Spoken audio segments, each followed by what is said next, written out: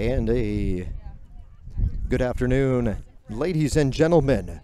We are live. Americus, Georgia, non-conference baseball action here this afternoon from Hurricane Stadium on a blustery Wednesday afternoon. We'll get you a little bit more about that, but that flag in dead center field beyond the wall, pushing out hard to center. Hitter's paradise perhaps here at Hurricane Stadium for this non-conference matchup. The visiting Knights come into town from Middle Georgia State University, carrying a 23-9 record overall. The 2-1 pitch to the leadoff batter. High fly ball to right field. Drifting over and making the grab is Jonathan Martin, the Hurricanes' right fielder, for the first out. Georgia Southwestern, the Hurricanes are 4-18 so far this season. All but one of their wins have come on the non-conference side. So we'll see if today they can pick one up and get to number 5. Batting second, right fielder number 4, Cameron Coffey. That's not it. Or Rookert, it just depends.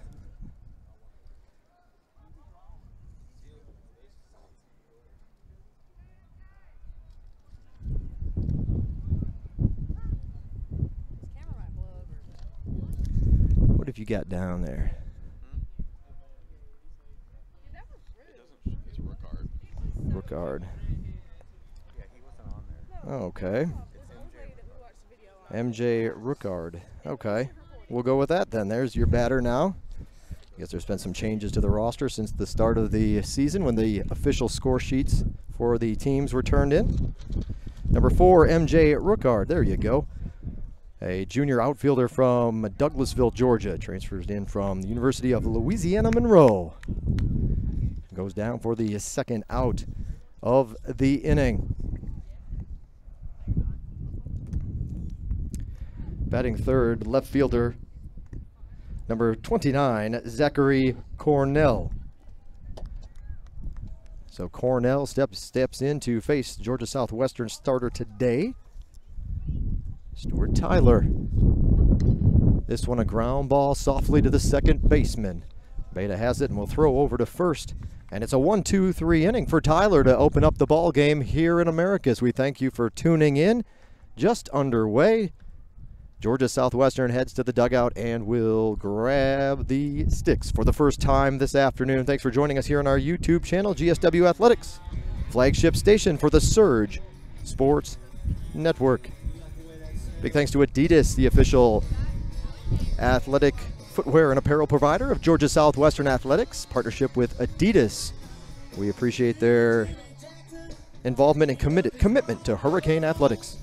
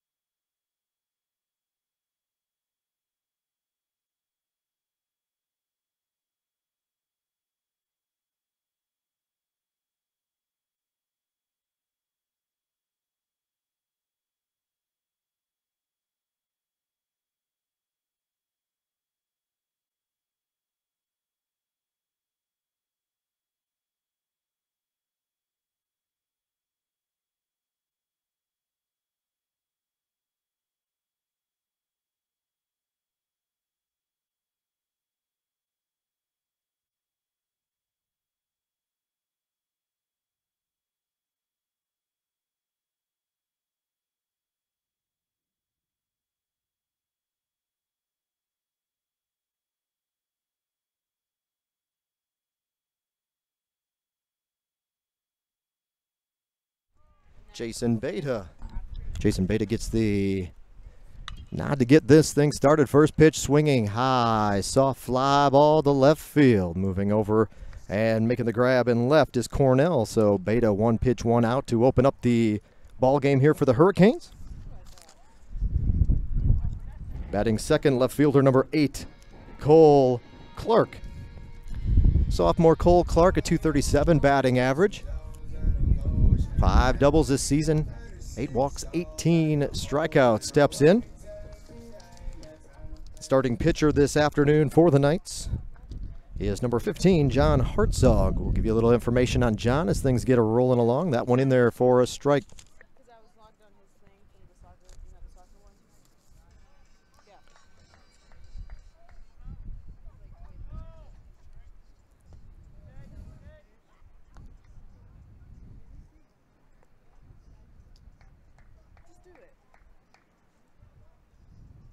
Current temperatures in America. First Americus. Let's try that again. First pitch in Americus.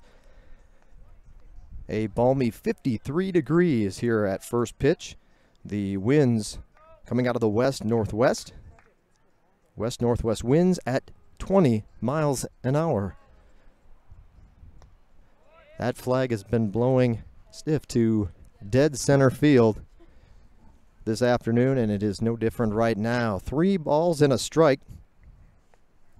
to Cole Clark, the number 2 hitter in the lineup. Again, I mentioned he's a left fielder for the Hurricanes. And he'll draw the walk. So the Hurricanes have their first runner aboard for the afternoon. 1 away now. Center fielder number 15, Josh Logan.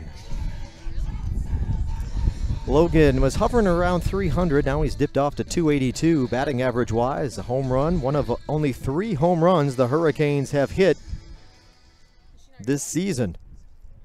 The other 2 4-baggers come courtesy of Jared Jones, who will be up shortly.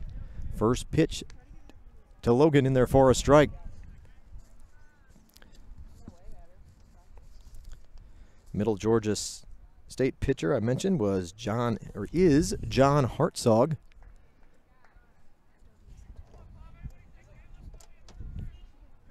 Give you a little bit of information on him. After this 0-1 pitch, swing and a miss, runners going. Good jump, should be there in plenty of time, and he is. A stolen base for Cole Clark. For Cole, that's his team-leading 6th stolen base of the season. A perfect 6 for 6 on stolen base attempts for Clark in 2018. 0-2 pitch, swing and a miss, strikeout. Logan goes down on strikes for the 2nd out of the inning. That'll bring up designated hitter number 2, Andy Moore. Andy Moore leads the Hurricanes with a .308 batting average. 4 doubles, 9 ribbies, only 4 walks, and only 7 strikeouts for Moore. So tends to put the ball in play.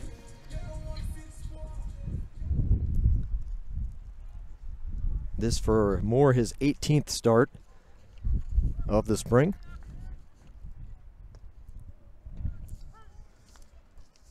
Called strike. Hartzog is making his 17th appearance and his 9th start of the spring. 55 2/3 innings pitched, 61 hits, 32 earned runs, 33 walks, 30 strikeouts. Opponents are batting .281 against Hartzog. He has a 4-3 record and a 5.17 ERA. Out in front now, 0-2 against the batter Moore.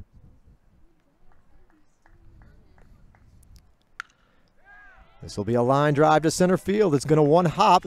Misplayed and bobbled by the center fielder is going to allow the runner to easily score. He was going to come in and make that turn and come home regardless, but now gets himself a base hit and an RBI for Andy Moore.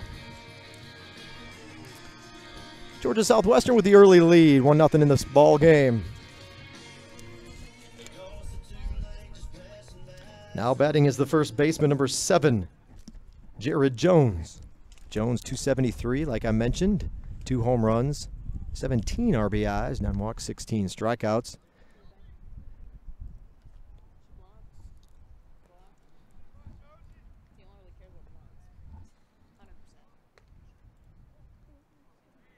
That pitch just misses.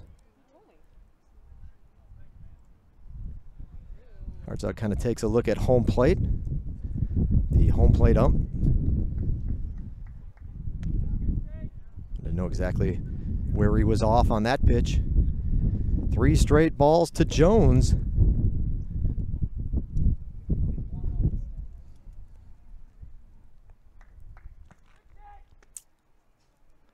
Three-one pitch called strike.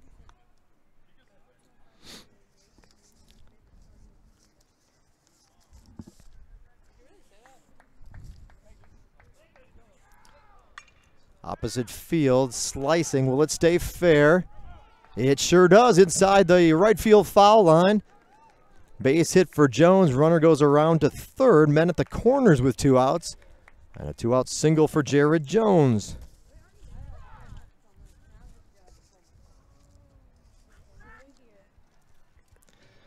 Now batting the right fielder, number 20, Jonathan Martin.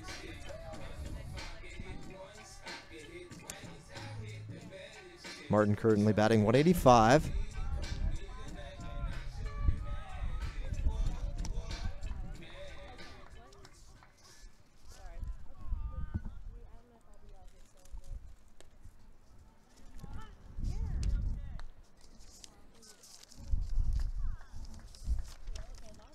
Martin leads, or is now tied for the team lead. He's been stuck at 10 for a game or two. With the 10 walks, it is tied for the team lead this season. Martin making his 16th start.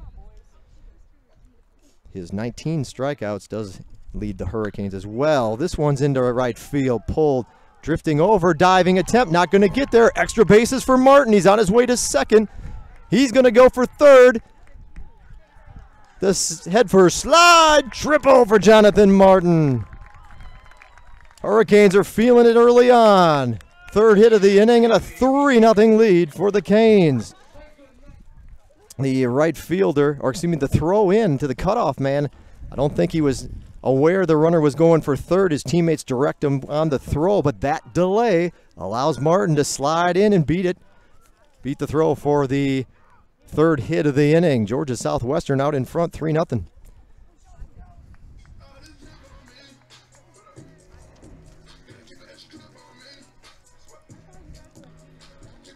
Now batting the third baseman, number 1, Tyler Skelton.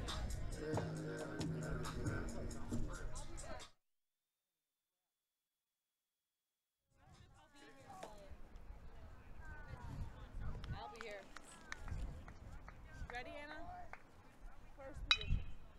Ground ball up the middle. Good play by the shortstop. He pops up the throw on the money. Nice defensive effort by the shortstop, Trenton Nash, to end the inning. But Georgia Southwestern strikes first. 3 runs in the first.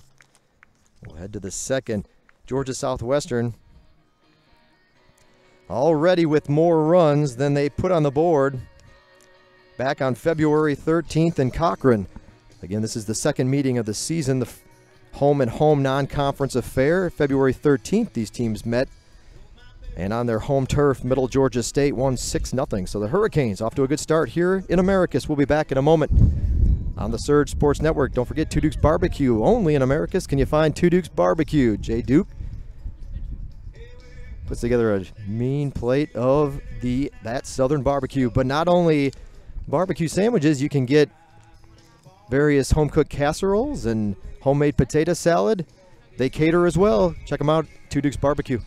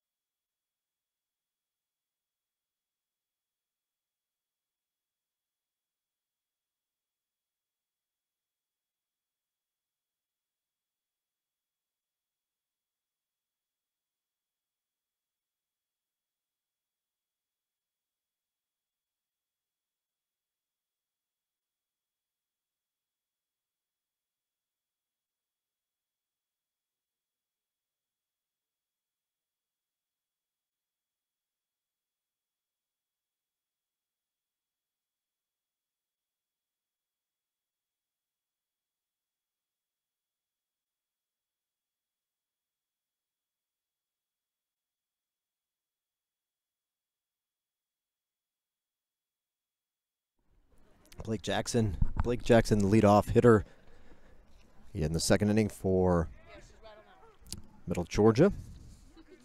Jackson, the third baseman for the Knights.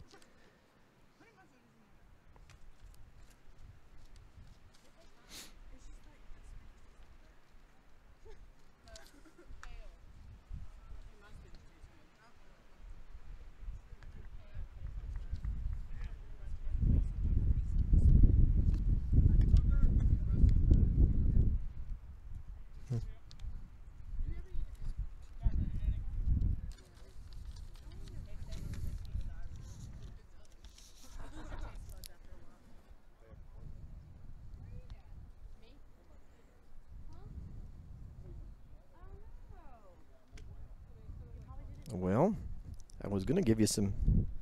That's last year's. That's last year's stats on the old DAC stat. We'll switch the year over. That would explain why I didn't see Blake Jackson. They default to last year's stats. So we'll go in and dig a little deeper and find out how things are going this year for Jackson. Catch him up on the second time around. 2 balls, 2 strikes.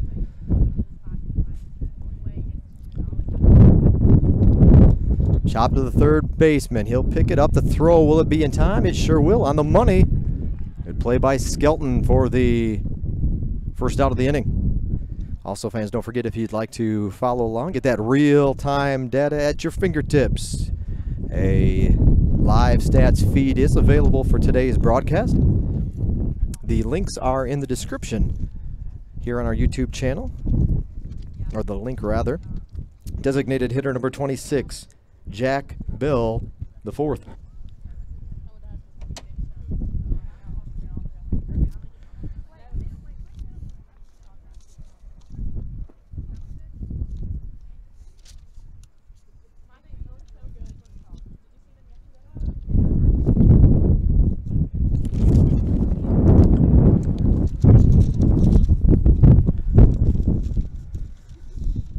Oh, it's quite a day in Americus. Handling the stats as always and putting together your live stats feed. Keeler McJunkin to my right. I've got Shabrika here working the graphics, shivering as we're up on the hill with just a table and our computers. So we're enjoying the cool, refreshing breeze along with everybody else in attendance here at Hurricane Stadium. A little hard to keep the sheets of paper in line. So Shabrika working the video graphics. 3-0 pitch. In there for a strike, 3-1. Josie Nix handling the camera operations today.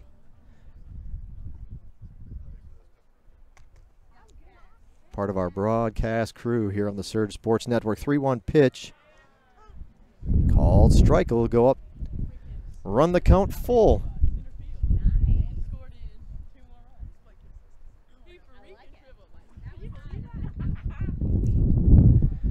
Well, the Hurricanes offense spots Tyler a 3-run lead. Swing and a miss and a strikeout for Tyler. Down on strikes goes Bell. We'll get to the number 6 hitter in the lineup.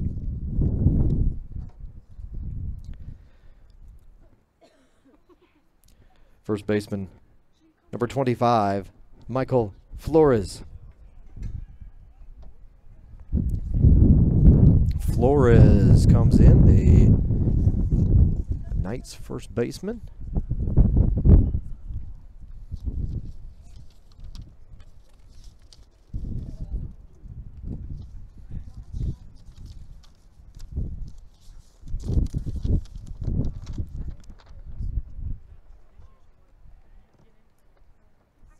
Flores, a senior from McClenny, Florida. A transfer from South Georgia College.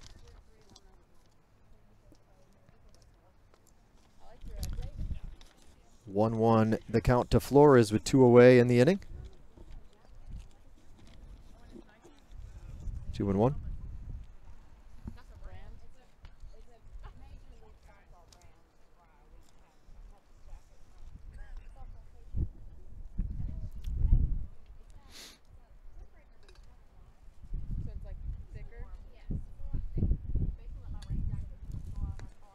high, perhaps a little outside.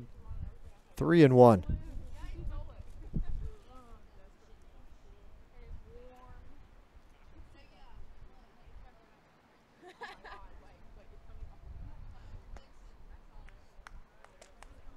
Flores, 2-out walk.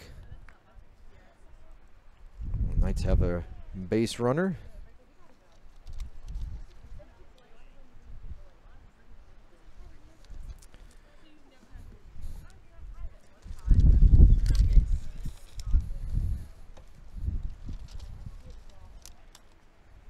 The batter now is Nekanicki. First pitch in there for a strike. At the plate is the center fielder, number 18, Hayden Nekanicki.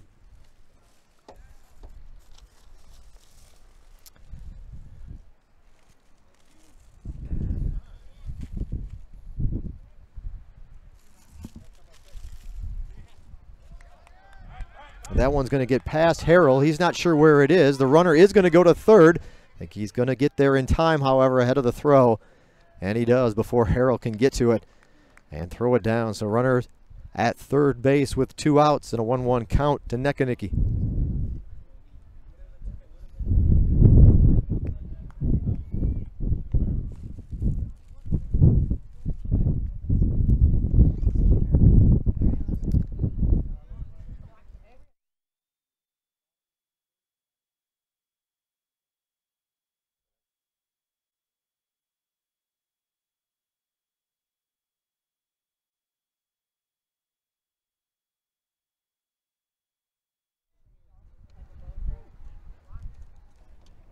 One ball, 2 strikes as that one is fouled off. First base side.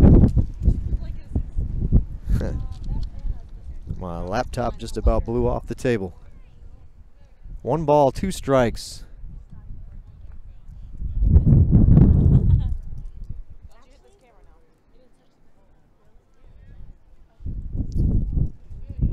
Stays upstairs, 2-2. Starting pitcher for the Hurricanes, Stuart Tyler, is making his 6th start of the spring. He's appeared in 7 games. 20 2/3 innings pitched, chopped foul, just to the left of the third base line. Didn't miss by more than a foot or 2. 20 2/3 innings pitched, 22 hits, 19 earned runs, 19 walks, 17 strikeouts. Opponents are batting .278 against Tyler coming into today's ball game. He has an 0-3 record and an 8.27 ERA. Doesn't go on the pitch and then runs the count now full to Nekanicki.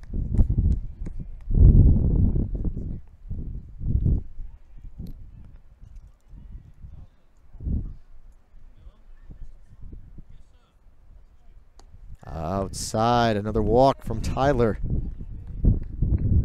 Runners at the corners, 2 away. Still a chance to come out of this without any damage.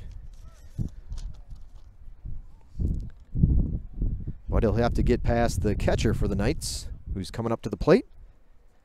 Catcher number 30, Dayton Beasley.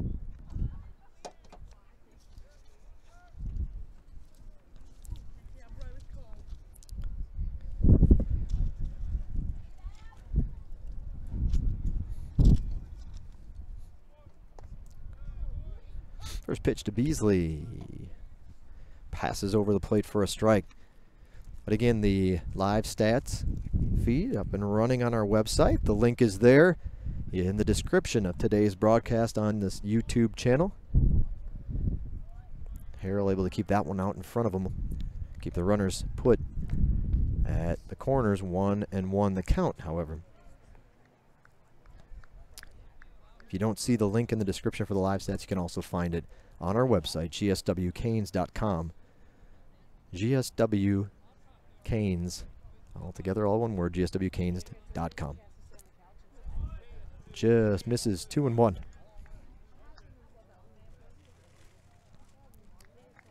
If you're on a mobile device and you're on our website, there's a calendar in the upper right-hand corner. You can click on it. It'll have today's ball game. All the events from today. There are a couple of softball games that are doubleheader at West Georgia going on today. That one sails past Harrell. The runner will easily come home. And Nekanicki, who also walked, is down at second. 3-1 the score. 3-1 the score, and the Knights have yet to get a hit in the ball game. 2 away, 3-1 the count to Beasley, the number 8 hitter in the lineup.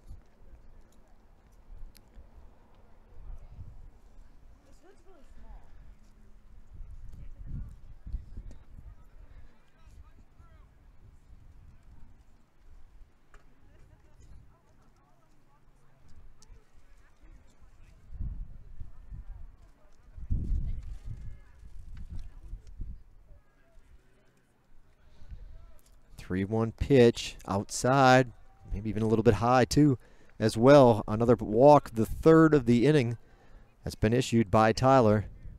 Runners at first and second with 2 outs. And the number 9 hitter comes up. Second baseman number 3, Luke Parks. Luke Parks, the batter.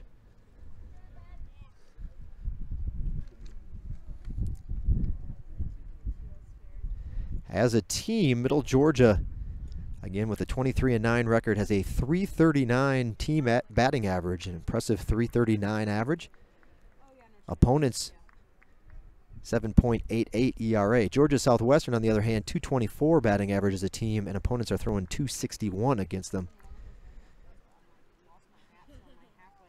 While the Knights are batting .339, their opponents are batting .249. So their pitching staff has done the job to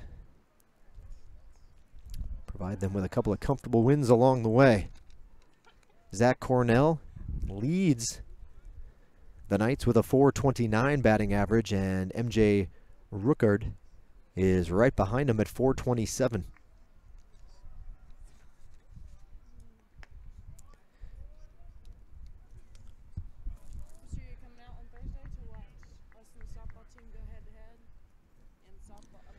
So for Parks,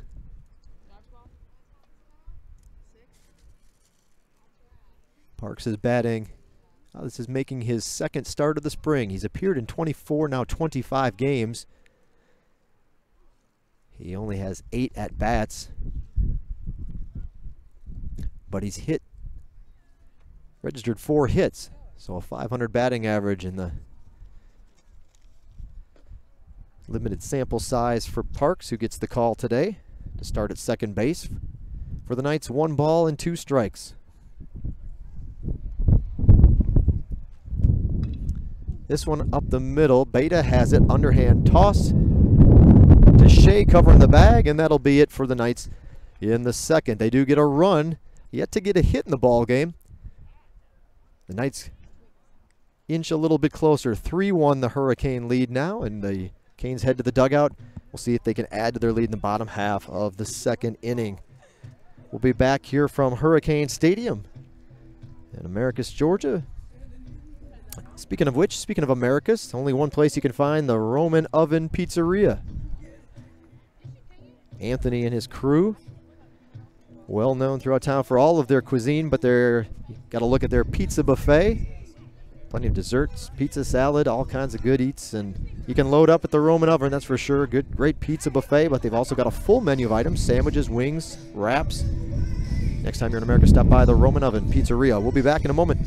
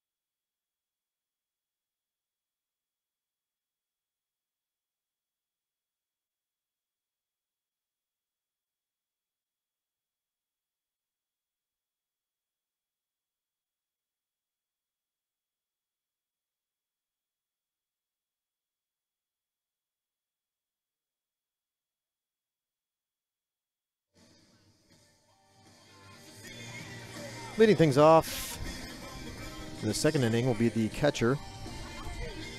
At the plate, the Hurricanes catcher number 24, Jacob Harrell.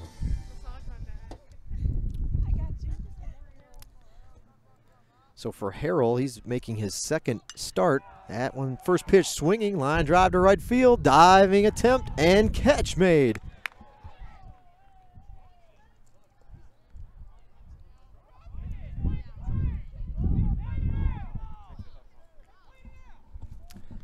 So a sliding grab made over in right field robs Harrell of a hit. That's Rookert in right.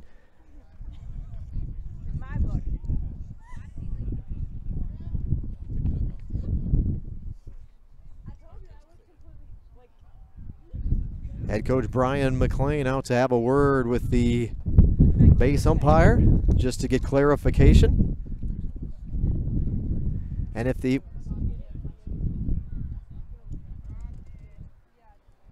he was called safe, Harrell was off the bag already, kind of heading back to home when,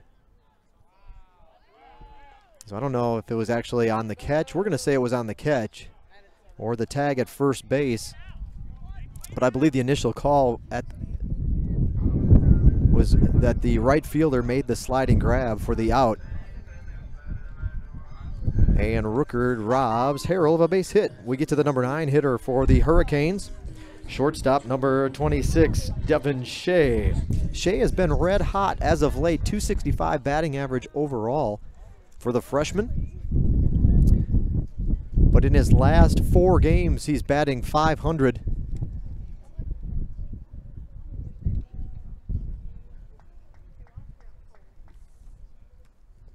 And is starting to find his groove here near the midpoint of the 2018 season. 1-1 offering to Shea. Good off-speed pitch in there for a strike. The catcher Beasley ready to throw down to third in celebration of a strikeout, but he hopped up but kept it in his hand and threw it back to the pitcher.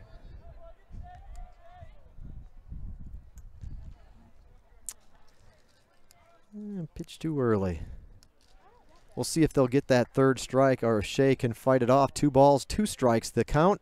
They do get the third strike, and now you can throw down to third base.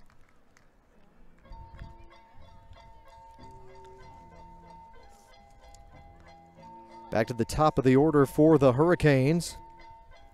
Second baseman, Jason Beta.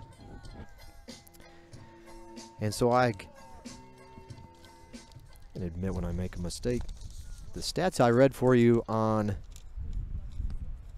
Hartzog, the starting pitcher today, actually his numbers from last year. Hartzog is actually making his 4th start of this season. He's got a 1-0 record. He's pitched 14 innings. 17 hits, 6 earned runs. Opponents are batting .315 against him this go around. A 3.86 ERA.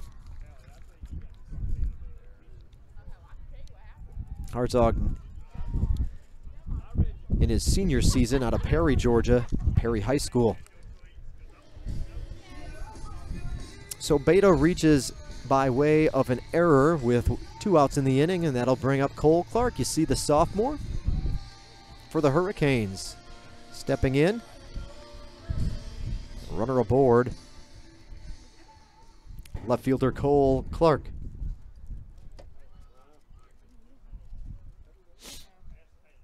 High for a ball.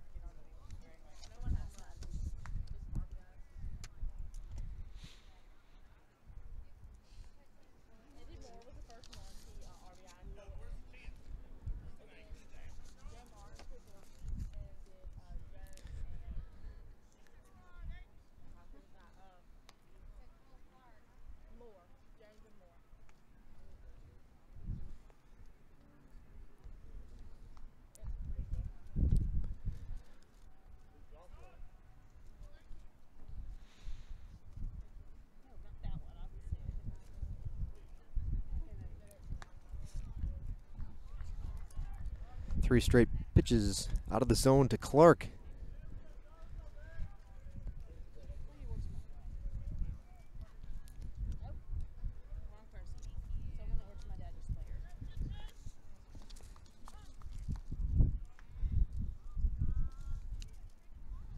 Clark walked his first time up. He'll get a 3-1 pitch this time around.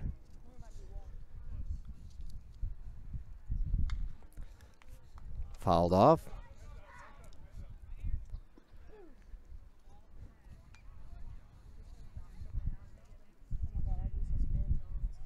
But I would sacrifice myself for the camera and jump over the camera.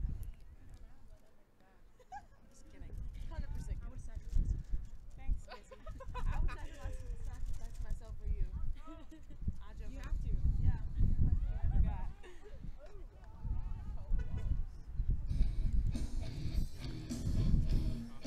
And another walk for Clark. Here's a look at senior. Center fielder Josh Logan. Logan struck out swinging his first time up.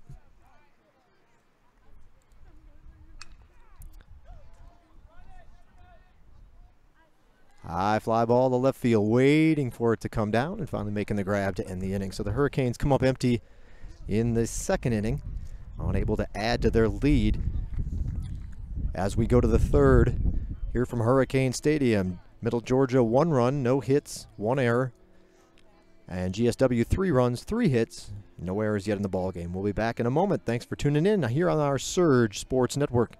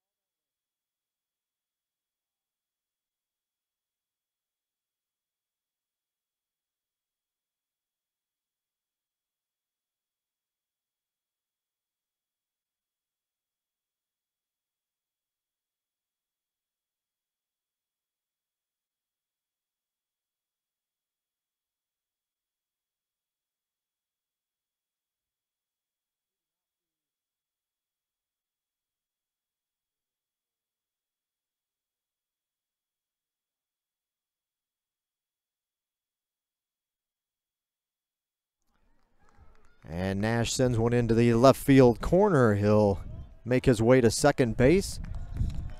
First pitch swinging and a leadoff double for Nash to open up the third.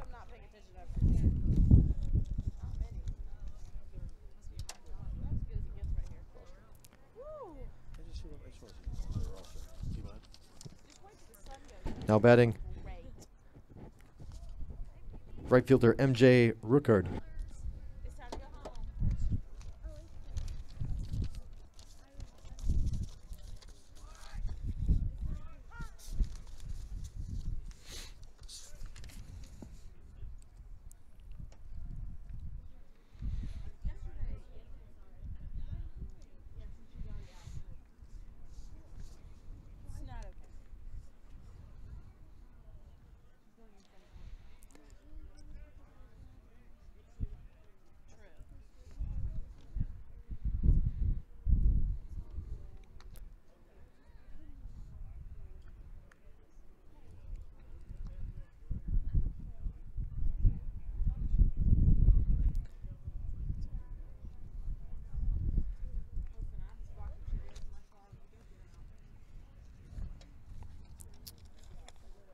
Oh, 0-2 count to Ruckard. He struck out looking back in the first.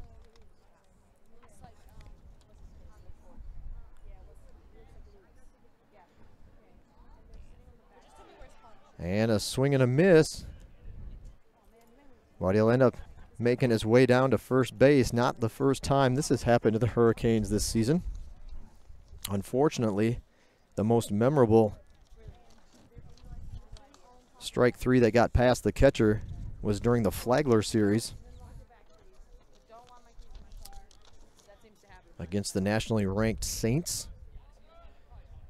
In the finale, Georgia Southwestern was within a run. I believe it was in the 8th inning.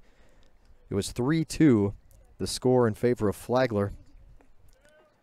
First two batters were out. Third batter of the inning strikes out. Ball gets past the catcher.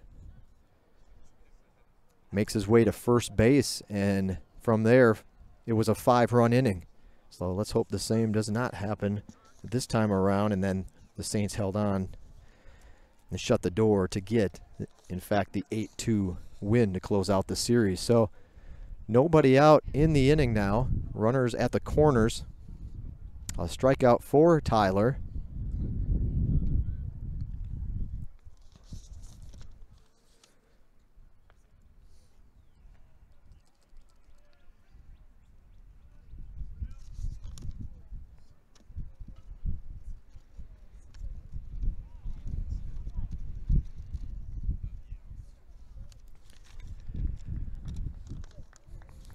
As the Knights team leader in batting average is at the plate with a 1-2 count in Zachary Cornell. At the plate is the left fielder, Zachary Cornell. 2-2 count to Cornell.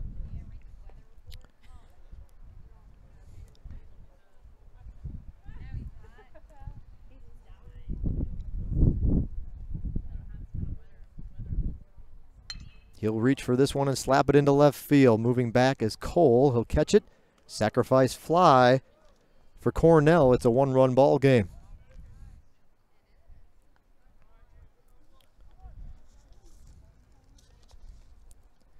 Cleanup hitter comes to the plate for Middle Georgia. Third baseman Blake Jackson.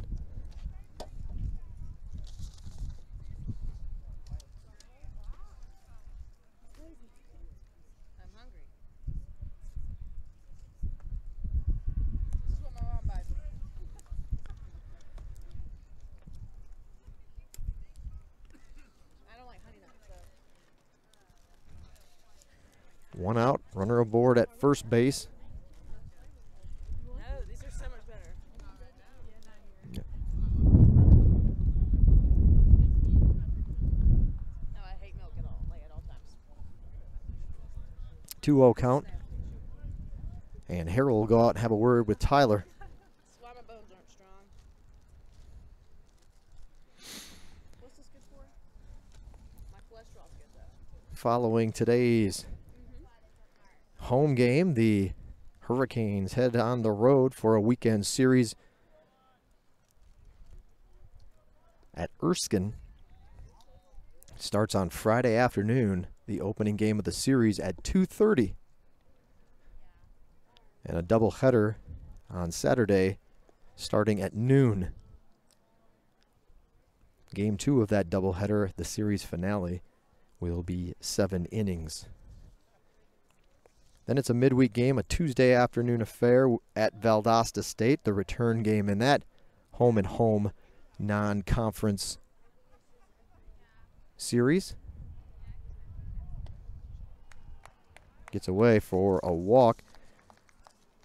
Valdosta State, one of the Hurricanes' 4 wins on the season. They beat the Blazers 4-3 back at the end of February. So Jackson walks, and now it'll be designated hitter number 26, Jack Bell, fourth.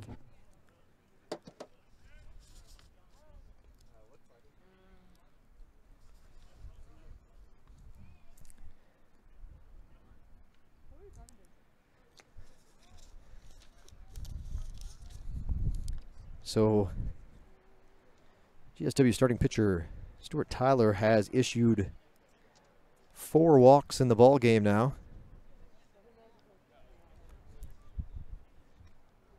And he'll face Bell, who struck out swinging in the second. 1-0 pitch, down low, 2-0. There is action in the Georgia Southwestern bullpen. One arm up and throwing down there.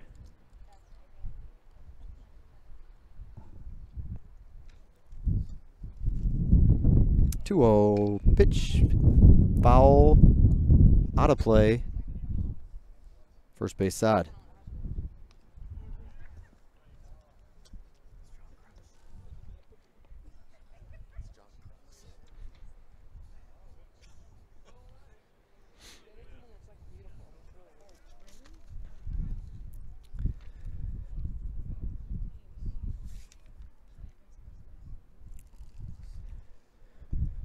Two-one pitch coming to Bell. Runner goes to third. The throw on the money. Got him up on top of the helmet, I believe, is where he put the tag. Caught stealing. 2 outs. Harrell guns him out down at third.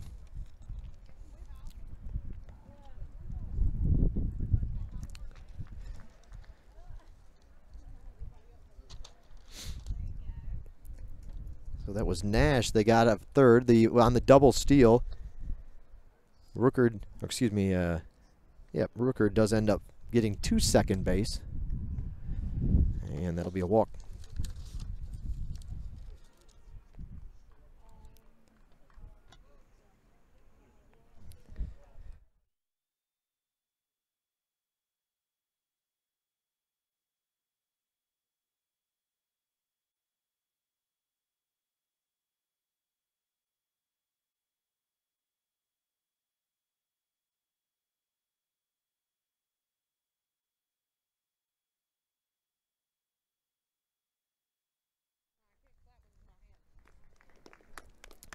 Well, a pitching change will be made by head coach Brian McLean. Tyler will walk back to the dugout, hand the ball over for the next in line. We'll get you a little information. It appears that the new pitcher is number 34, Harrison Timberlake.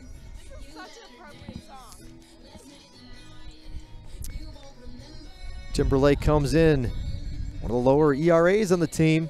13 2/3 innings pitched for the freshman, a 2.63 ERA. Opponents batting .259 against him. For Timberlake, this will be his 8th appearance. They've all come out of the bullpen. 14 hits, 4 earned runs. He's walked 4 and struck out 11. Second on the team with a 2.63 ERA. The only teammate above him in the standings, if you will, is starter Kyle Britt, who has had an impressive start to his 2018 season. A 2-0 record for Britt and a 1.67 ERA. He'll pitch this weekend at Erskine. Let's see if Harrison can sit him down here and close things out in the third with the Hurricanes holding a 1-run lead.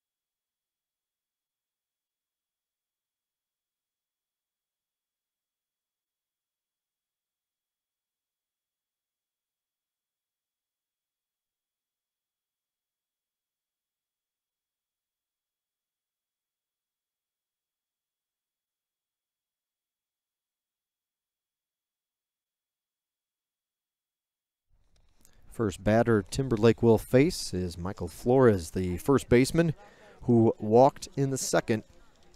His only other time up.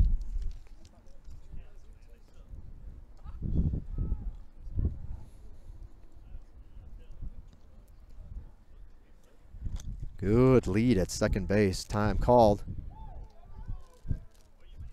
Timberlake in the stare down. Nobody moving towards the bag, though, defensively for the Hurricanes to cover.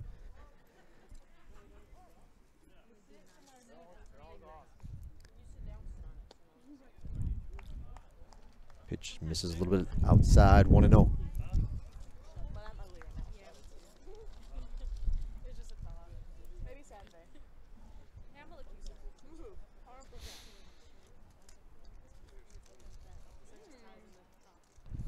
1-0 offering. Ground ball to the second baseman now. Goes off of Beta, bounces to the right, and an error issued the Hurricanes first of the ball game. Bases are loaded with 2 outs.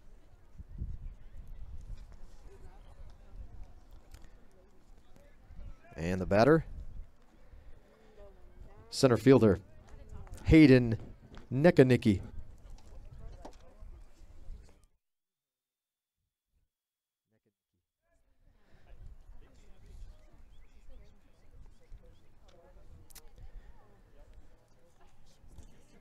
Off-speed pitch bounces in front of Harrell and drifting away to his right, but he makes the play and knocks it into the dirt, back into the dirt in front of him, so the runners have to stay put. So Flores reaches on an E4.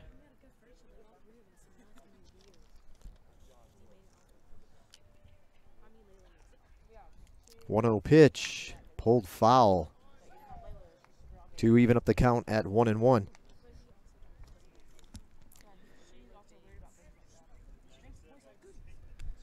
Nekanicki making his 30th start. He's batting .270 this season. 24 hits, 20 of them have been singles. 15 walks, 13 strikeouts coming into tonight's ball game.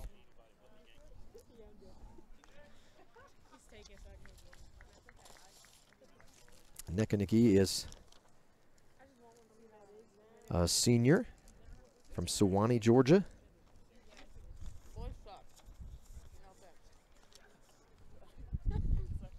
2-1 pitch from Timberlake. Ground ball, left side. In time to throw over to second is Shea. Beta holds on, and they'll get the final out of the inning. So the force out at second will prevent any further damage, but Middle Georgia has chipped away and chipped away. A run in the second, now a run in the third. 3-2, the Hurricanes lead. Bottom half of the third inning coming up from Hurricane Stadium. We'll be back in a moment. Thanks for tuning in here on the Surge Sports Network.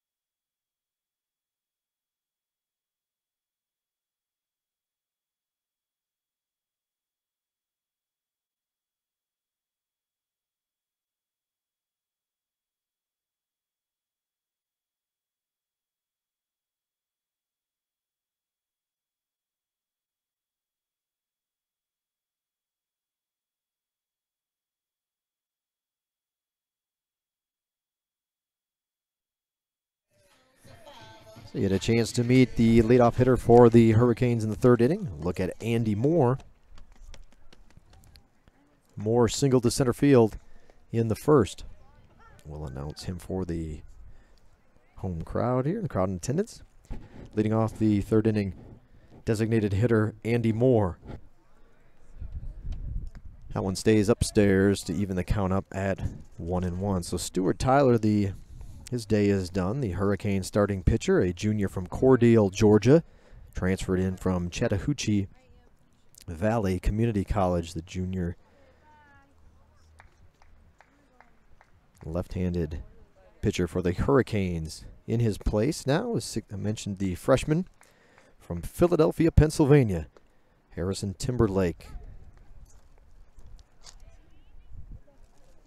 Came out from the IMG Academy in Florida.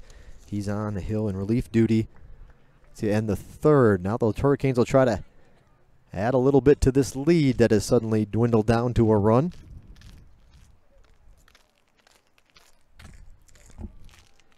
Full count to Andy Moore. And that one just misses for a ball. Moore gets a free pass. It's the third walk of the game issued by Hartzog.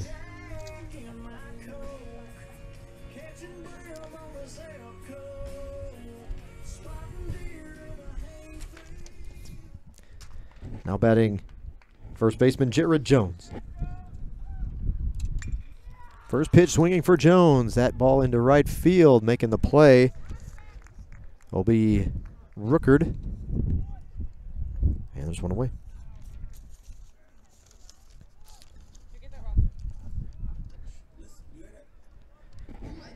Now batting the right fielder, Jonathan Martin. Sophomore outfielder Jonathan Martin from Irwinville, Georgia, product of Irwin County. High school steps in.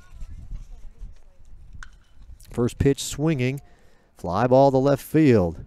Going back and making the play, Cornell for the night. So 2 quick outs for the Hurricanes. There's 2 away.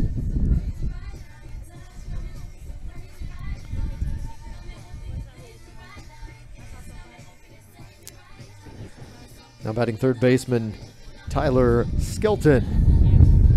Skelton, the freshman from Forsyth, Georgia, digs in. He grounded out to the shortstop to end the first inning.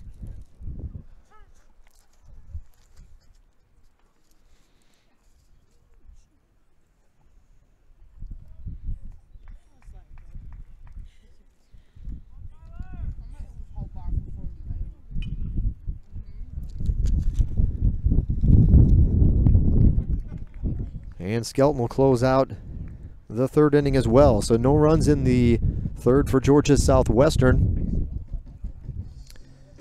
Hurricanes take their 3-2 lead to the fourth inning.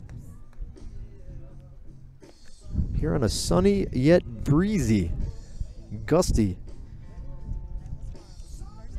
afternoon in Americus. Our next broadcast on the Surge Sports Network will be this Saturday. Baseball, I mentioned, on the road at Erskine, but softball's home all weekend, starting with a doubleheader against USC Aiken on Saturday, 1 o'clock the start time.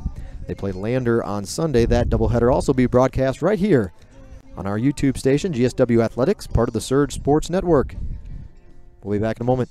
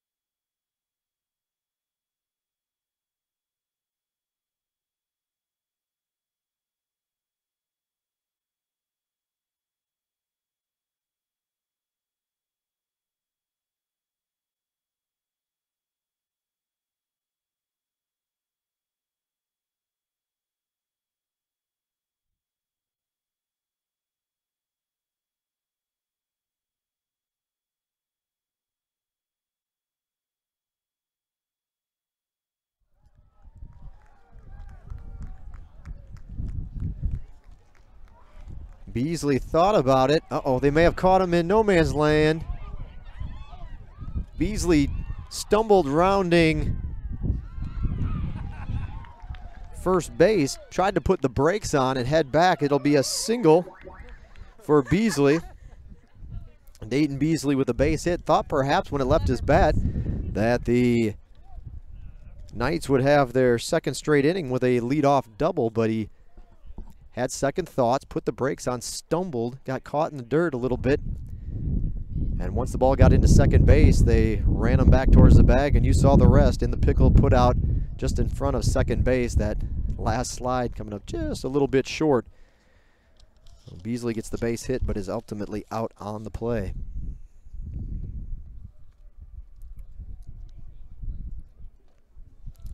The number 9 hitter is up. Parks ended the second inning on a fielder's choice.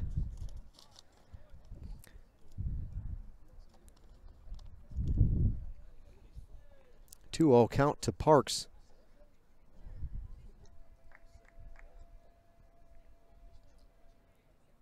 Swing and a miss.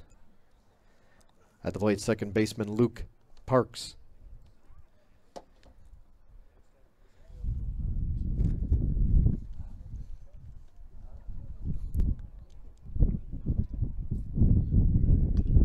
This one back our way, up over our heads.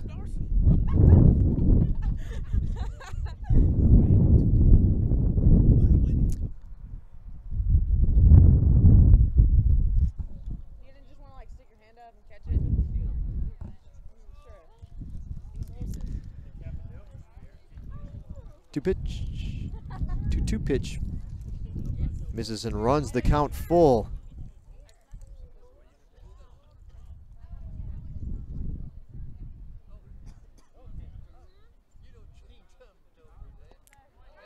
Got him looking. Strikeout for Timberlake.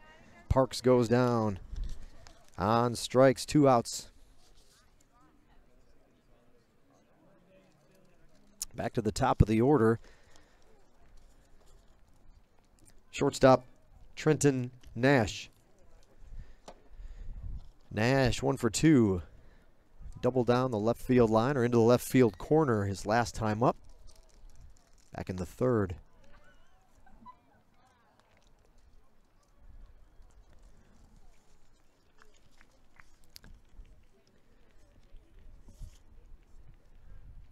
Nash batting .396. Has started now all 33 games for the Knights. .396 batting average. Just hit his 14th double of the season. He has 6 home runs, which leads the team. 31 RBIs, 14 walks, 13 strikeouts so far this season for Nash. 2-1 the count.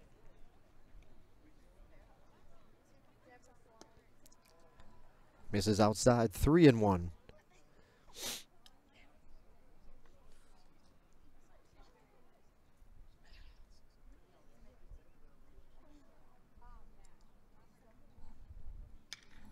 High fly ball to right field. Martins stepping back, now waiting, and making the grab to end the inning. So a scoreless fourth inning for Middle Georgia. The Hurricanes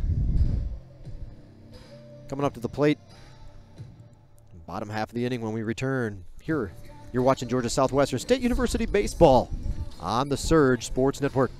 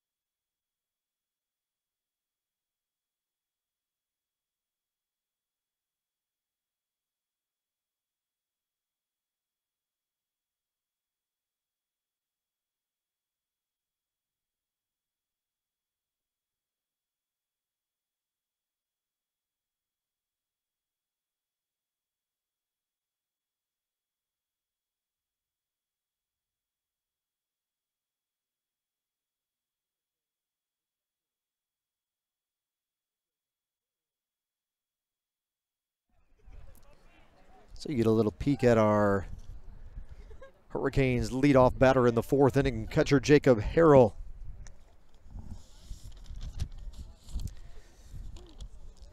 Harrell, a 5'9" sophomore from Rome, Georgia. Rome High School.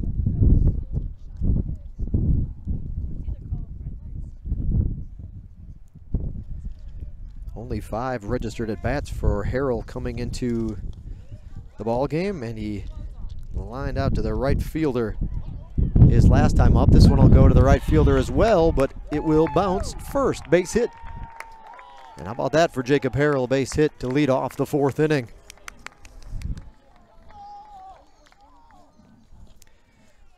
That brings us to the number 9 hitter in the lineup, Devin Shea. Freshman Devin Shea from Sacramento, California. Lowndes County High School is how he made his way to the state of Georgia.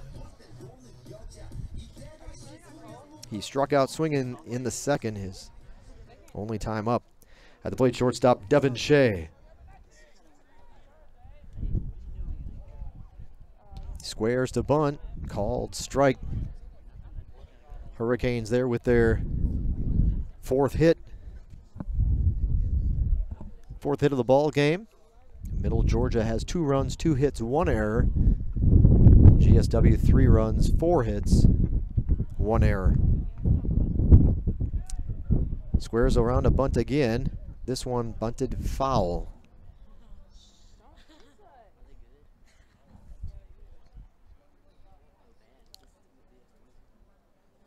So Shea will face the 0-2 pitch from Hartzog.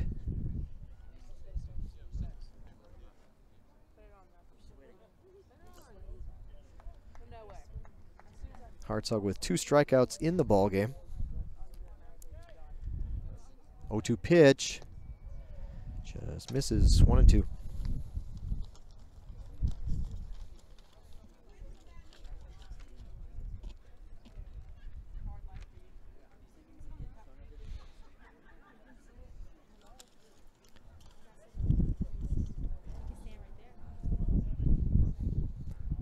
Off speed, doesn't bite on it.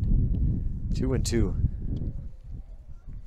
It dips low over the plate, but low. We're on the count even at 2-2.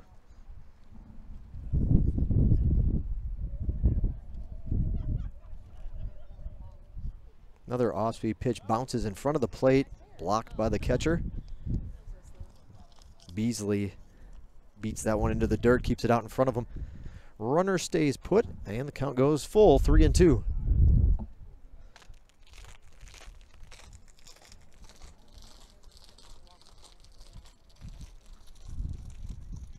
Payoff pitch, high bouncing ball to the second baseman. He waits for comes down, flips to short, and it took too long to get into the hands of Parks at second base. So they can't turn 2, but they get the lead runner 1 away. Hurricanes go back to the top of the order. Switch hitter. Second baseman Jason Beta, Fruitland Park, Florida, is where Beta calls home. 1 out in the inning. Shea on a fielder's choice is out on the play. First pitch, a ground ball to Parks. He flicks over to short for 1. On to first, and Beta's speed is able to beat out the throw. Yes, ma'am.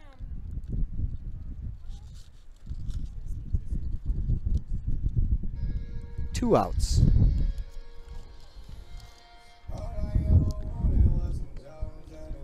Left fielder Cole Clark. Well, Cole Clark doesn't have an official at-bat yet today. He's walked both times he's been up. There's 2 outs in the inning. Hurricanes do have 1 stolen base in the game. That one in there for a strike.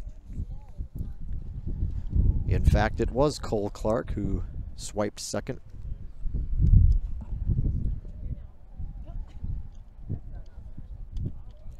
Beta not with a particularly large lead over at first. The throw comes home. Ground ball gets under the glove of the third baseman and down into left field. All the runners will slide, or the runner at first will slide over. And the Hurricanes have runners now at first and second with 2 outs. That one hit hard. Third baseman can't get the glove down in time to make the play. Josh Logan will see if he can get himself an RBI. Logan 0 for 2, struck out in the first. Flew out to left in the second. His third look at Harzog. First one in there for a strike.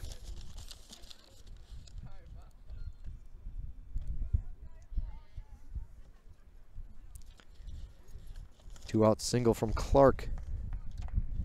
Keeps the inning alive. 1-0 pitch. I'm sorry, first one they had strike on the board actually was a ball. So it'll go to 2-0 now. 2-0 the count to Josh Logan. The snap throw down to first. Not a threat to get Clark. That off-speed pitch misses. Time called by Beasley. He'll go out and have a word with Harzog really quick. A 3-0 offering coming up to Logan.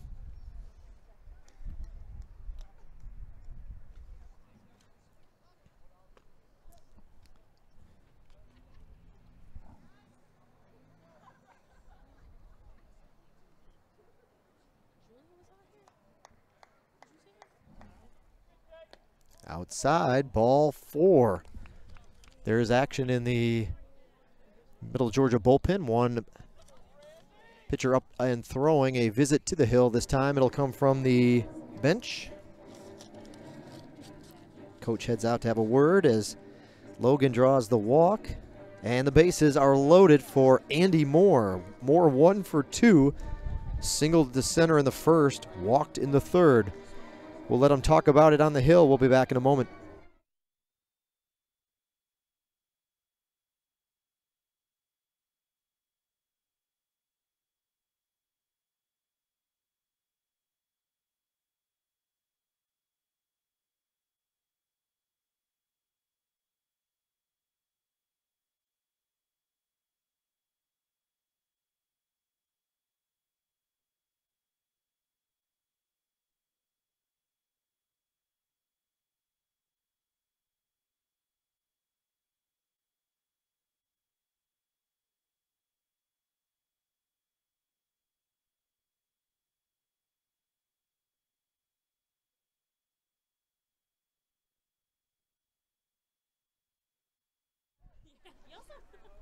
Meeting concludes, and Andy Moore's the batter. That one curls in for a strike. Cleanup hitter Andy Moore for Harzog. That he enters this at bat having thrown 60 pitches.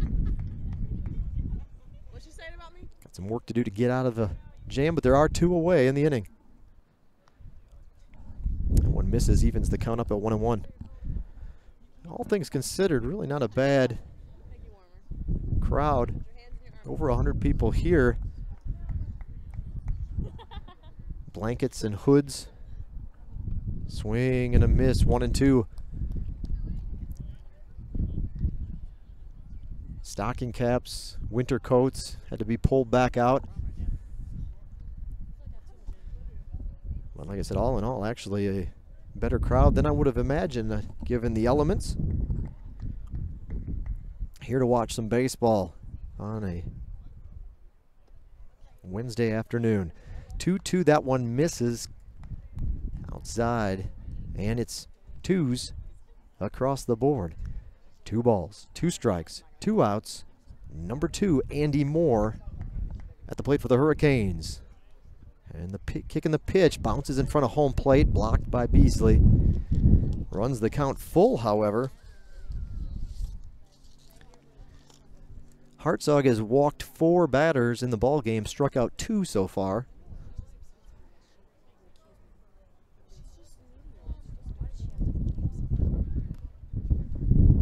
walked the last batter, Logan, and now a payoff pitch. This one bounces across home plate for another walk. Back-to-back free passes, and the easiest RBI Andy Moore will probably see all season. Run in, 4-2 the Hurricanes lead.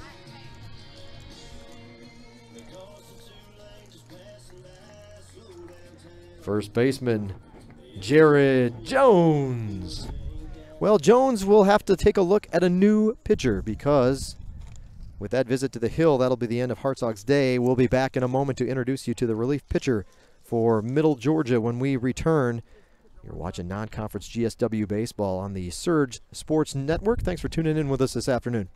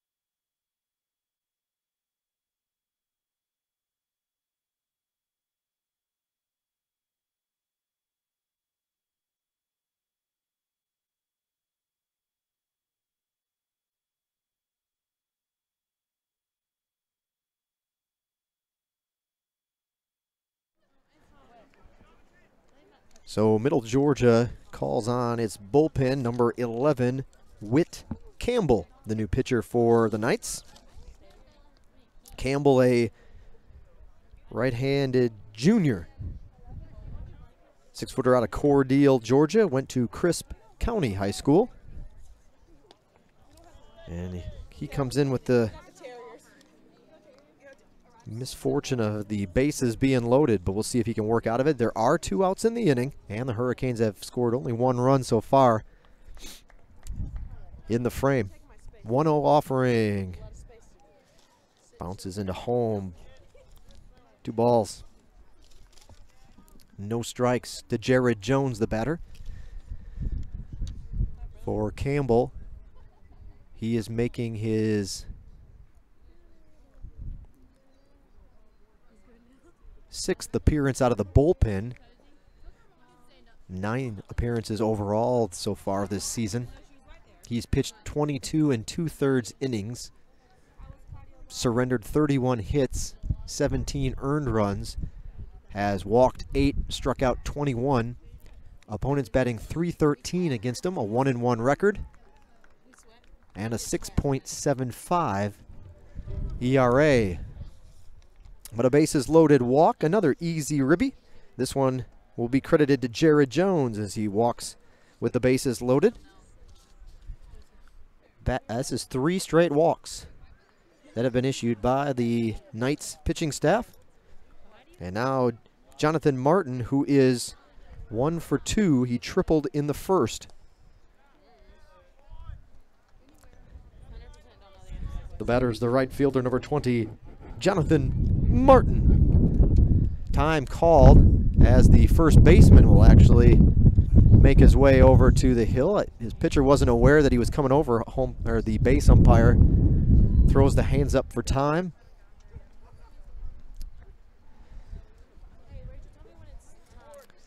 Hurricanes with a 5-2 lead. And Martin looks to add to it. He could be a game-changing hit here if Martin can deliver. 1-0 the count. In there for a strike.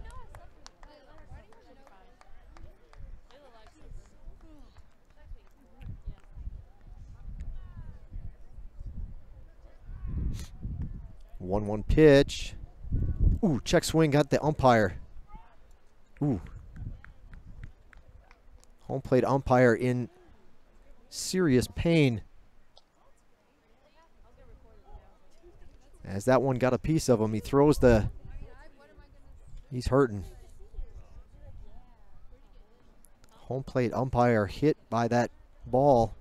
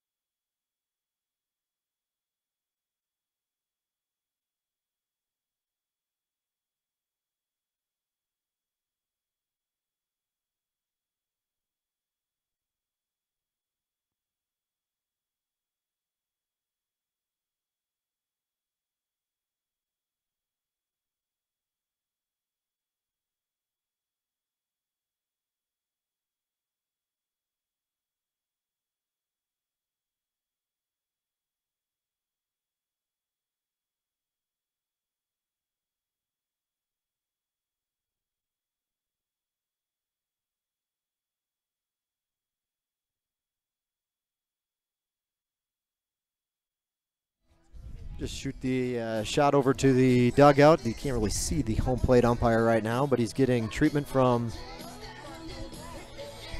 athletic trainer Bryce Lawson, taking a look at him, seeing if he can get it. Holding his, I believe it was his right hand. We'll be back in a moment as medical attention still being given to the home plate umpire after that ball got past the catcher and hit him in the hand. We'll be back in a moment.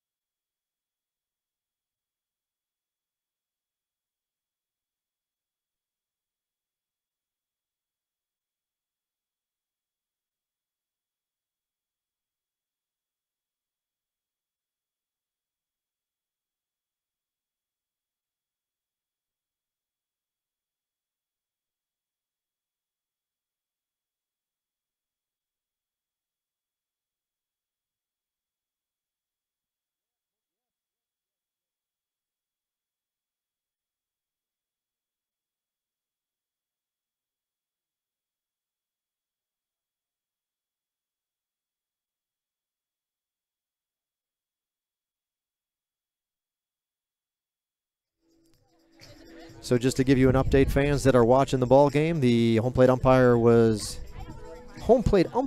hit by a pitch on a pass ball that hit him in the hand, and I think what they're doing at this point is swapping out gear. The home plate umpire is going to go and ump the bases the rest of the way, and the guy that was on the bases is going to switch around and cover the last half of this game behind the plate. So we are going to turn the volume down and keep our video from getting that old copyright flag for music infringement. We're playing music at the ballpark. We're going to put it on mute for you guys, though, but that's the update, and we'll be back in a moment.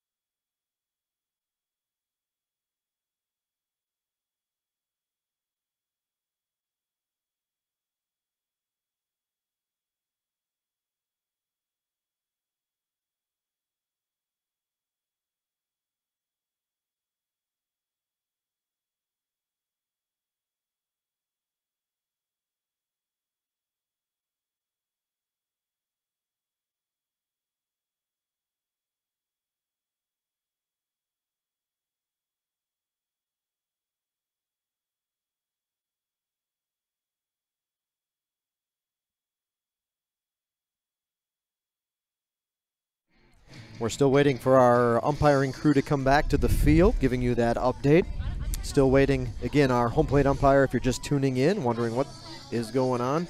Home plate umpire was hit in the right hand by a pitch, got past the catcher in some pretty good pain, and so the understanding I have is that they're going to switch roles. The base umpire going to home, home will go out on the bases, and they are just swapping or getting their equipment for their appropriate new assignment. It's taken a good bit of time, but we'll be patient, and we appreciate you hanging in. We'll be back in a moment when we get a little closer to resuming play.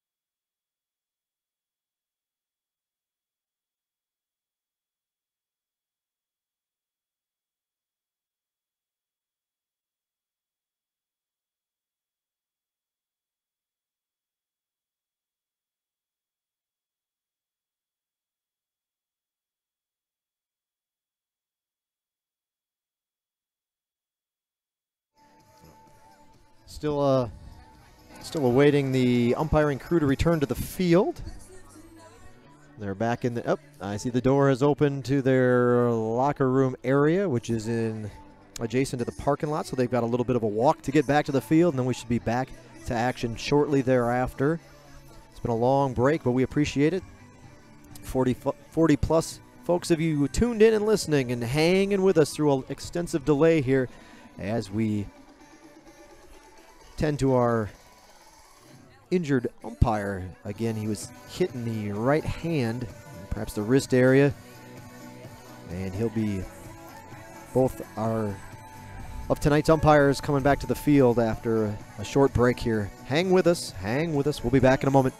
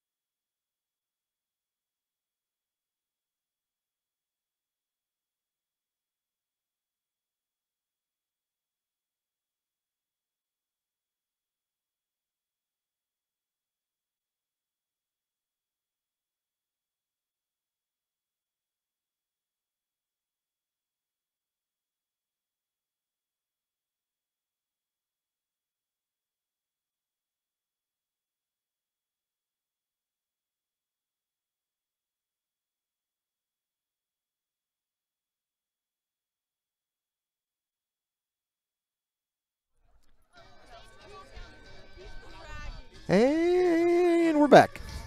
Well, we appreciate that. I think we only lost about one or two of you, maybe three at the most, that had to take a break from the action along with us, but maybe they'll come back and join us. And we have updated the description now, so again, if you haven't already clicked the live stats, you may have to refresh your screen, but the update is there, and the live stats link is in the description. We're ahead to Saturday's game in USC Aiken softball. That's not going to help. You get those live stats and that real-time data. As we resume, at the plate is the right fielder, Jonathan Martin. So the umpires switch roles, and now we have a new home plate umpire, 3-1 pitch, bouncing ball to the right side. Plenty of time to make the play on to first and end the inning, but the Hurricanes do add 3 more, and now are back on top. I say back on top. We did not fall behind. It was 3-0, then it got to be 3-1, 3-2, and now the Hurricanes lead 6-2. 4 innings complete here at Hurricane Stadium. 6-2 your scored. Middle Georgia has 2 runs, 2 hits, 1 error. Georgia Southwestern, 6 runs, 5 hits, 1 error. We'll be back.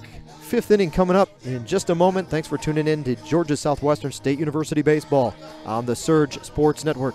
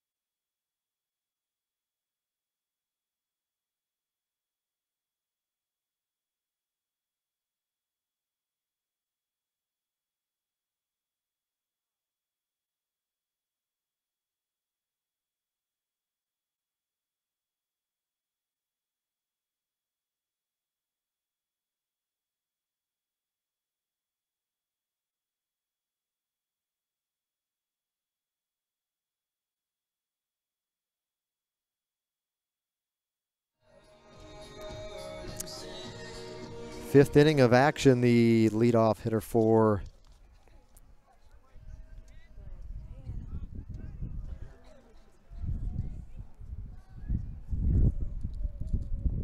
leadoff batter for Middle Georgia in the 5th. Leading off the 5th inning, right fielder MJ Rookard.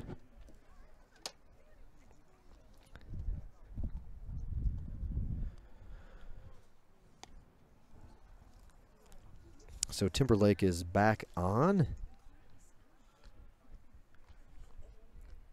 Rolling into his, well, his 3rd inning that he's appeared in. He's officially in the books for 1 2/3 at this point. 1 ball, 1 strike. Now 2 strikes the count to Rookard. Rookard is 0 for 2, and he has struck out both times. He's been up. This is his first look, however, at Timberlake. Struck out looking in the 1st, struck out swinging in the 3rd.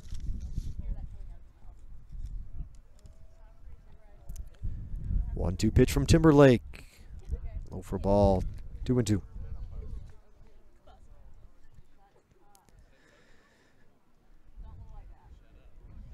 Home plate umpire dancing out of the way. I'm gun shy of that one. They can't switch back, so we need to keep them healthy back there behind the plate. 2 balls, 2 strikes. Inside pitch misses 3-2.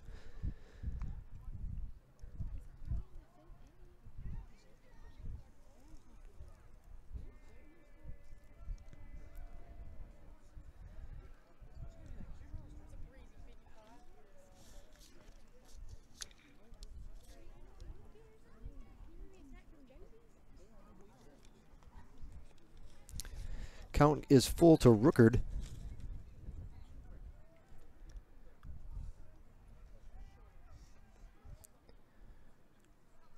MJ is, again, batting .427 this season.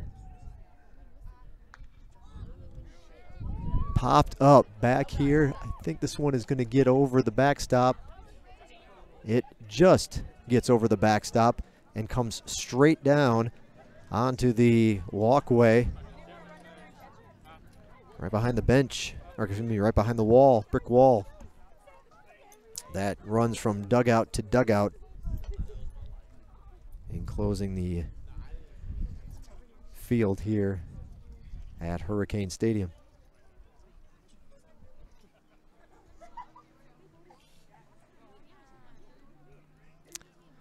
Another payoff pitch, fouled again. This one will be on the first base side over the GSW dugout and onto the grass berm that wraps around the park here. Basically from corner to corner, little grassy hill that incline or gradually gains in its steepness here. Full count pitch. Ooh, just misses. Ball 4. Leadoff runner is aboard as Timberlake just misses on that 3-2 offering to Rookard. He'll take first to open up the 5th inning. Right fielder Zach Cornell. Cornell is 0 for 1. He grounded out to second base in the first and then had a sacrifice fly in the third.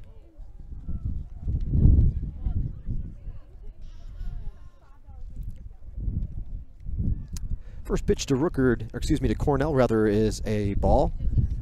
Rookard over at first.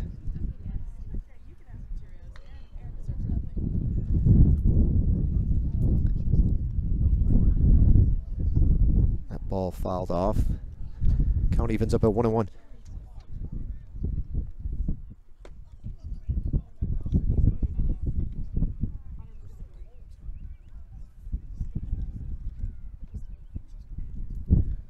Rookard has attempted to steal twice this season. He successful once. Ooh, breaking ball curls in, and Cornell gives a look of disbelief to the home plate umpire as that one dropped in, and swooping breaking ball. 1 ball, 2 strikes. Fastball bounces into home plate. Runner breaks as soon as he sees it go in the dirt, so advancing to second on the wild pitch is Rookard.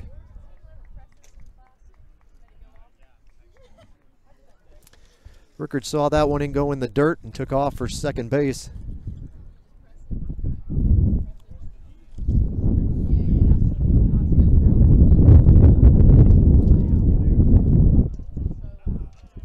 Count evens up at 2-2.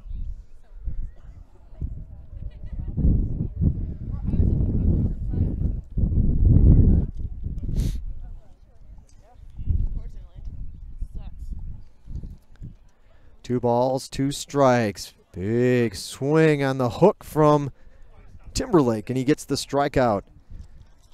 Cornell goes down on strikes.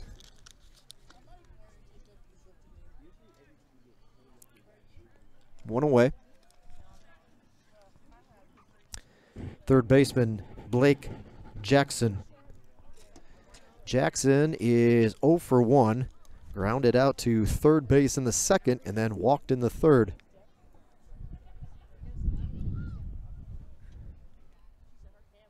Couple looks back to second base. Now Timberlake comes home.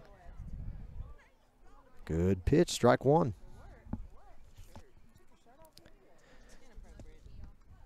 Jackson has started all 32 games. .324 batting average. 4 home runs, 37 RBIs. His 9 doubles rank second on the team.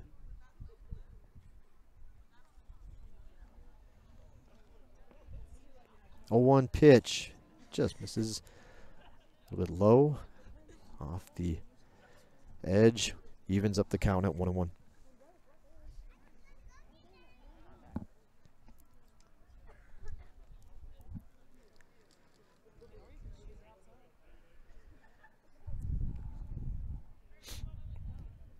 A look back to second. Another glance from Timberlake. And a third. Now he'll come home. This breaking ball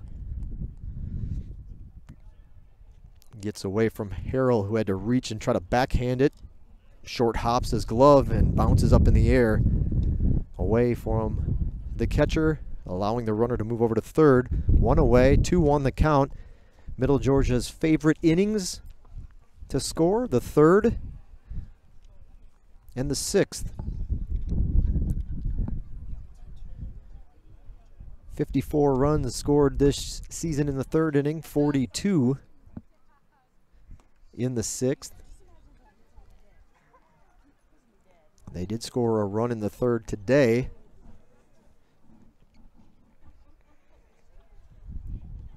Two count.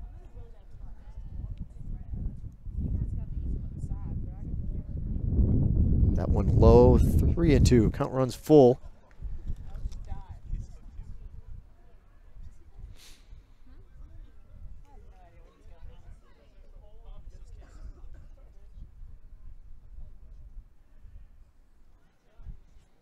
Middle Georgia State has scored 101 runs more than their opponents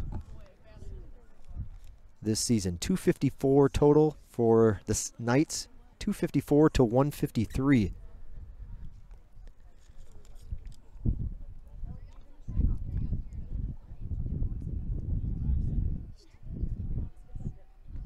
Full count off the plate, ball 4. Runners on the corners with 2 outs, or 1 out rather. For Jackson, that's his second straight walk.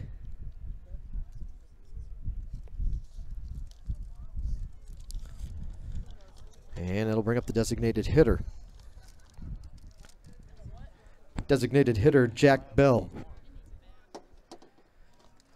Bell struck out swinging in the second, walked in the third. And he'll get his first look at Timberlake this afternoon. In there for a strike.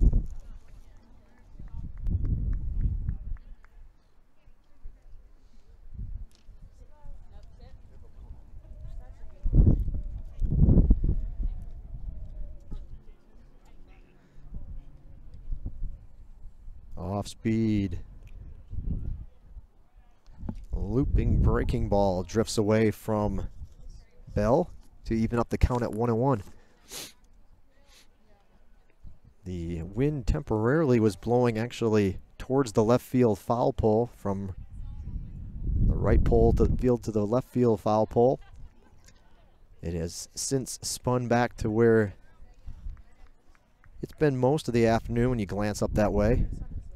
And that's pretty much dead center field, blowing out 1 ball, 2 strikes to Bell. Reaches for it, swing and a miss, strikeout for Timberlake. The off-speed stuff has been working well for Harrison here. He gets the strikeout and there's 2 away for Flores.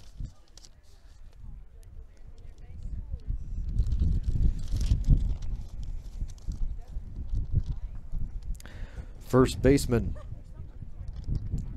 Michael Flores. Flores is 0 for 1. He walked in the second. This is a ground ball on the left side. Going to be trouble. Diving to his right. He can't get there in time. Is Shea. Runner goes over to third. Back to runners at the corners. Another run in for Middle Georgia. It's a 3-run ball game. 6-3 the score. RBI single for Flores.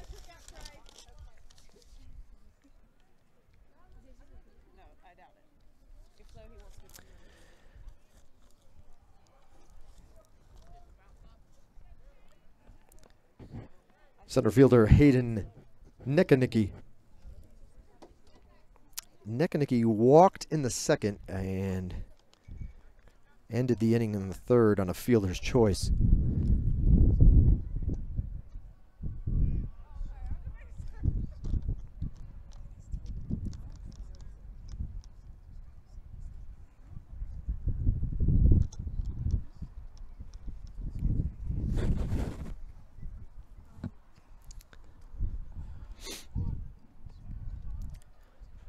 Blake evens up the count at 1-1. Sun temporarily blocked by a bunch of white fluffy clouds behind us. Check swing doesn't offer 2-1. Otherwise it's partly cloudy. Blue skies and chilly with that wind. Temperatures in the mid-50s right now at Hurricane Stadium. 2-1 offering. This one is hit hard to left field. Going back to the wall is Cole. He's going to have the room to make it. Nope. High, deep, and gone. 3-run home run just beyond the outstretched glove of Cole Clark in left field. It's a home run for Hayden Neckanicki.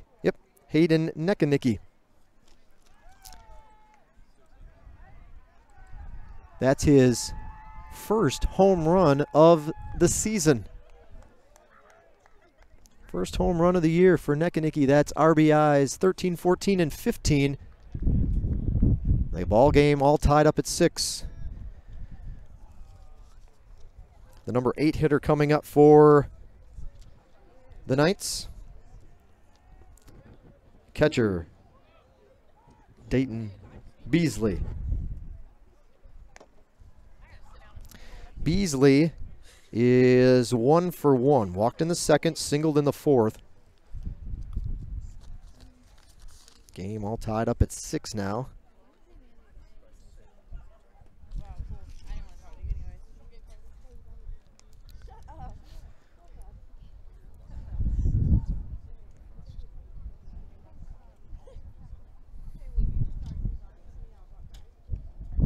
One offering in there for a strike, 1-2. So Middle Georgia has 6 runs. They've scored 4 this inning. 6 runs, only with 4 hits in the ball game. 6 runs, 4 hits, 1 error. This one stays upstairs for a ball, 2-2. Georgia Southwestern also hasn't matched their run total yet. 6 runs for the Hurricanes on 5 hits. They've also committed 1 error. We'll see if we can lighten up the camera a little bit for you as it's gotten dark here with the cloud cover. And behind us, blocking that setting sun here in Americus.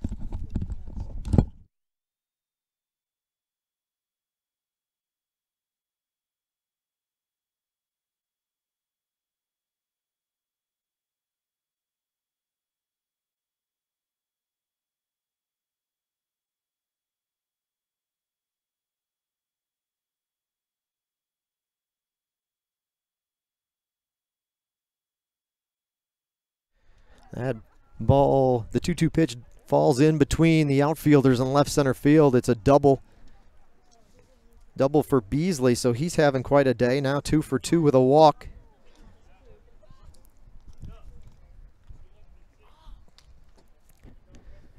Second baseman Luke Parks.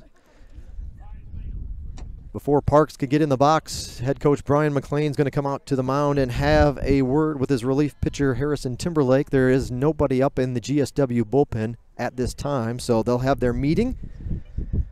And we'll just step away from the microphone for a moment. On second thought, we'll stay here with it. Up and down the hill, head coach Brian McLean goes. 2 outs in the inning.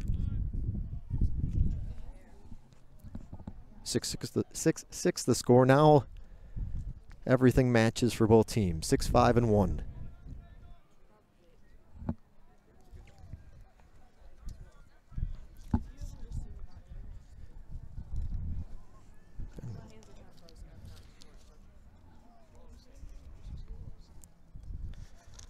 Double for Beasley.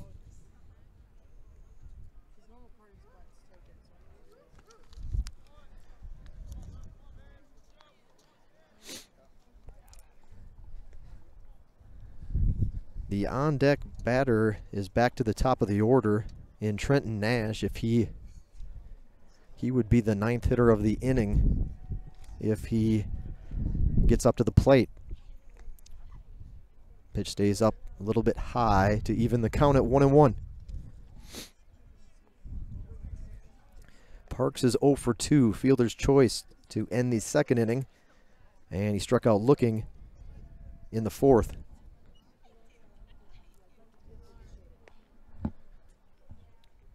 1-1 pitch. Foul. First base side. Drifting out of the ballpark. He hit it hard. It actually went probably down there near the Middle Georgia bullpen, which is located GSW, and both bullpens located within the confines of the ballpark, down in the corner, foul territory. 1-2 pitch. Misses, evens the count at 2-2.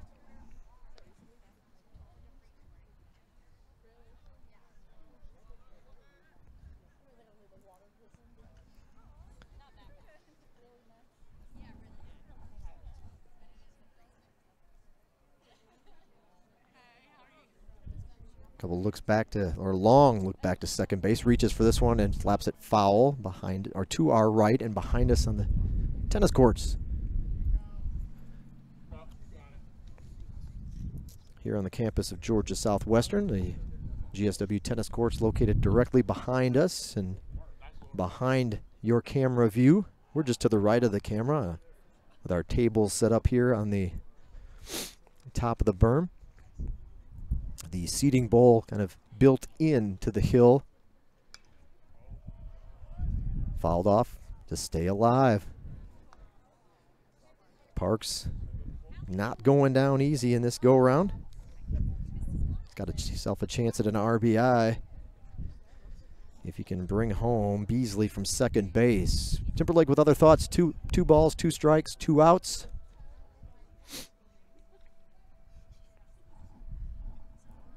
The kick and the pitch just misses outside. 3-2.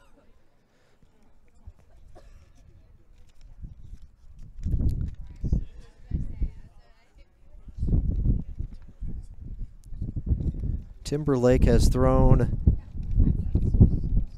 52 pitches, I believe, coming into this at-bat. So that number will shoot up closer to 60. Ground ball, hard hit ball to the third baseman, Skelton. He has it, the throw to first in time to end the inning. Middle Georgia strikes for 4 in the 5th. They've tied the ball game up at 6. See if the Hurricanes have an answer in the home half. We'll be back in a moment from Hurricane Stadium. You're watching Georgia Southwestern State University baseball on the Surge Sports Network.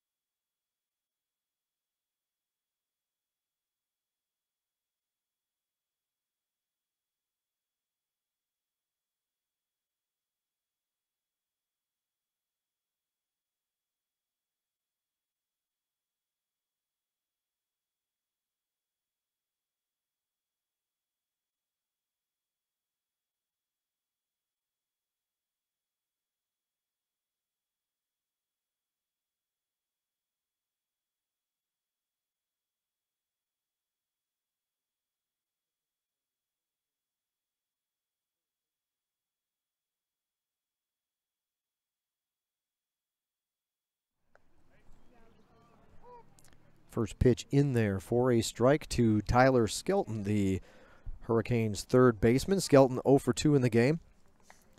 Grounded out to short in the first, and then ended the inning on a fielder's choice in the third.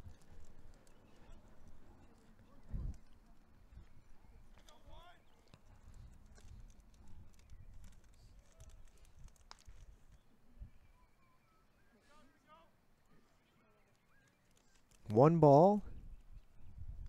What happened to our... What happened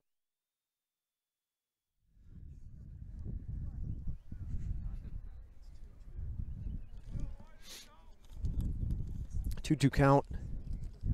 High heat swing and a miss. Skelton goes after it and comes up empty. Leadoff strikeout for the Hurricanes in the 5th inning.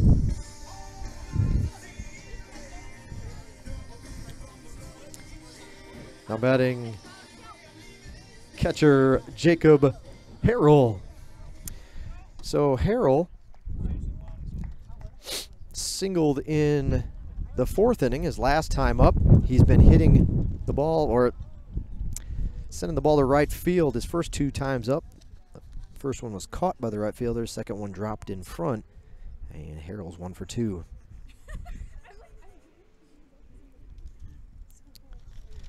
Harrell, the number 8 batter in the lineup, ball 1. That one doesn't miss by much, but a little bit low, 2-0. 2 balls and no strikes, 1 away in the inning. Yep, 2-1.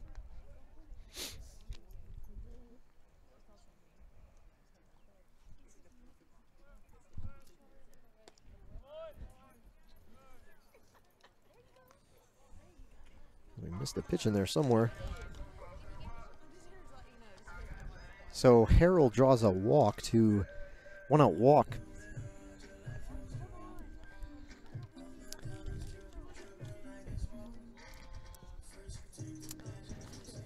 Shortstop Devin Shea. Shea 0 for 2 in this one. Inside for a ball.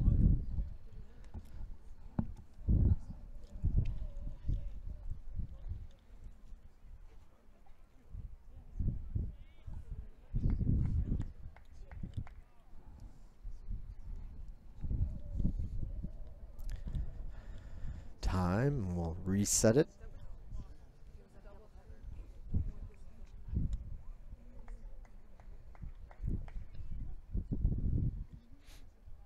One-0 pitch, swing and a miss, evens the count at 1-1.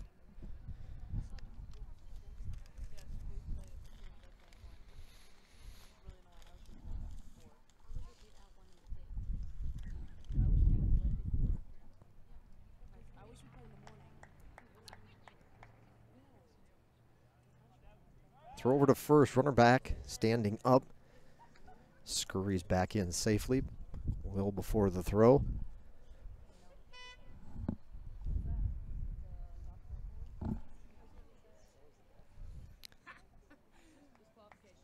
Middle Georgia NAIA program. A couple years now that the Knights have been a 4-year program, formerly a 2-year school before making the jump over. In the last couple of years to a 4-year program, and they've been having some good success, especially on their baseball side of things at the NAIA level. 3-1 the count. Campuses cover Macon. They have campuses in Macon and Cochran. Ballpark located in Cochran, Georgia. 3-1 pitch. Just misses outside. Back-to-back walks for the Hurricanes. Gives them a runner in scoring position. So Shea is walked as well. And the Hurricanes will go to the top of the order now with 2 on. Second baseman, Jason Beta. Beta making his 4th trip up to the plate. He is 0 for 3. Beta, switch hitter. here on the right hand, or in the left hand batter's box this time, or as he has been all game long. First pitch swinging foul over the GSW dugout. High lofting ball that sails over.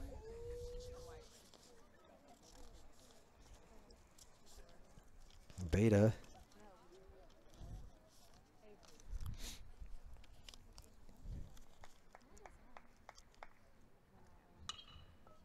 ground ball to the second baseman. They decide not to go to second base. Closer play to try to get that force out at 2 is, again, Parks had to wait for the ball to come down out of the air on the high chopper, and he'll end up going over to first to get Beta for the second out, the guaranteed out on that play. Beta grounds out to the second baseman, and over 4. Left fielder Cole Clark.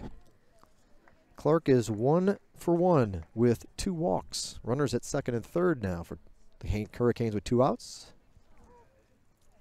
Called strike. Clark singled in the last inning when the Hurricanes scored 3 runs in the 4th.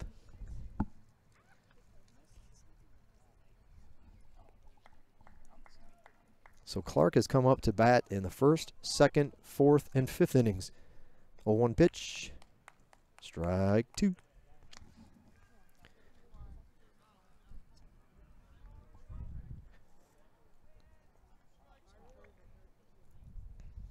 Campbell came in to get the final out of the last half inning and is now a strike away from completing the work here in the 5th.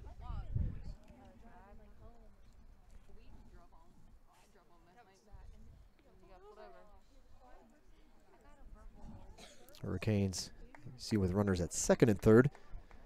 1-2 offering, pulled foul.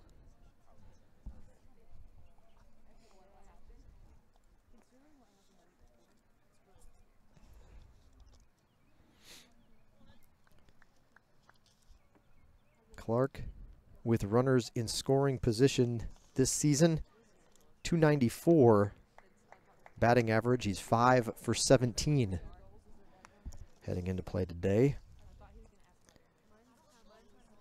294 with runners in scoring position overall. 237, so Clark picking up his game a little bit when the runners are out there. He takes a big cut at this one, but goes down swinging. Clark strikes out to end the Hurricanes' 5th, unable to move those runners in and regain the lead, so it'll stay tied at 6. We'll be back for the 6th from Hurricane Stadium in just a moment. Middle Georgia State University and Georgia Southwestern doing battle here in a non-conference matchup. You're watching GSW Baseball on the Surge Sports Network.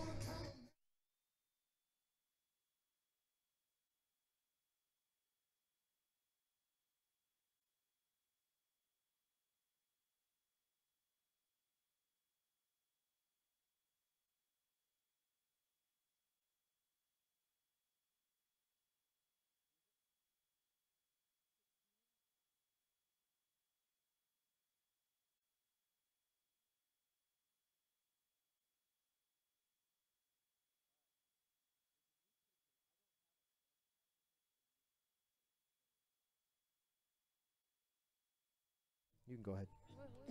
Oh.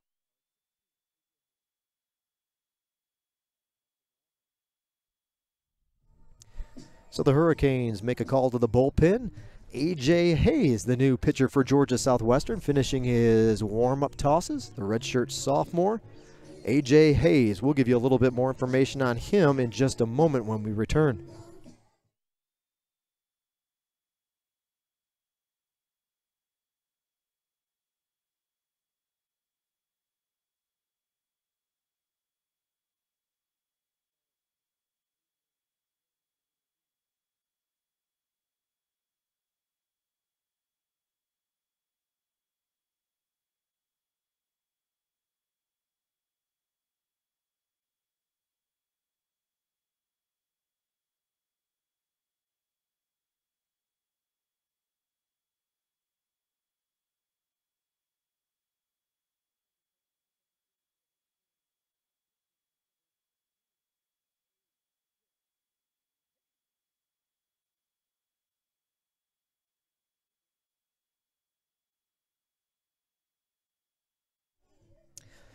A.J. Hayes' stat line looks a little something like this. He's making his 6th appearance out of the bullpen this season. He's pitched 8 innings, 12 hits, 7 earned runs, 4 walks, 7 strikeouts. Opponents batting .343 against A.J. An 0-2 record and a 7.88 ERA. The decision at this point falls on the hands of A.J. Hayes. First batter Hayes will face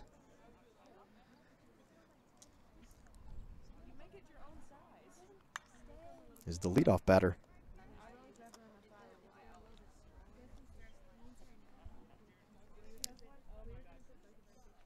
Leading off the 6th inning, shortstop Trenton Nash. Nash is 1 for 3. A 1-2 count. Ground ball through the hole on the left side and into left field. A base hit for Nash, his 2nd of the ball game. He doubled back in the 3rd. So Nash has 2 of the night's 6 hits in the ball game.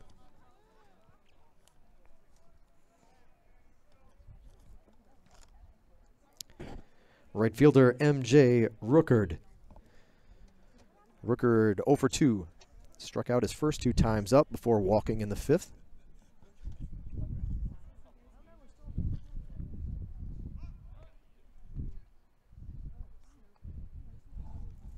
First pitch to Rookard misses the mark for a ball.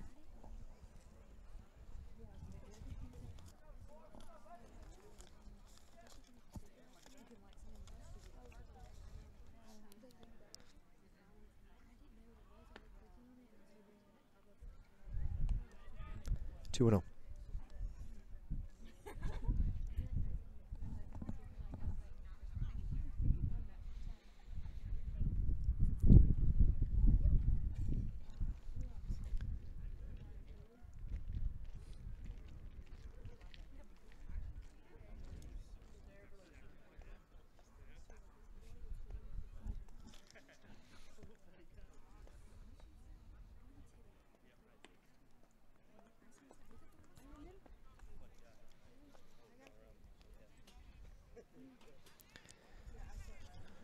Three and 0.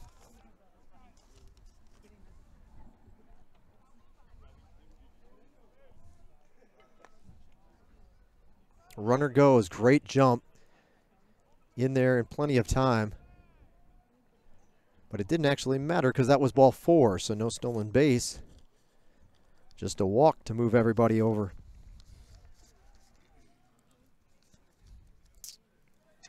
Rookard walks, so after 2 strikeouts, he has 2 walks. Walked in the 5th, now walked in the 6th. Dangerous hitter coming up for the Knights. Left fielder, Zach Cornell. Cornell 0 for 2 with a sacrifice fly. He struck out his last time up, which was 1 inning ago.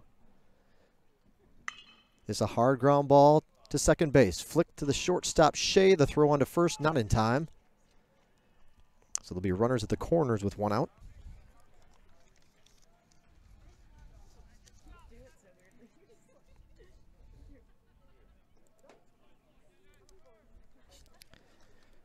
Cleanup batter, the cleanup man right here. Third baseman, Blake Jackson. Jackson is 0 for 1.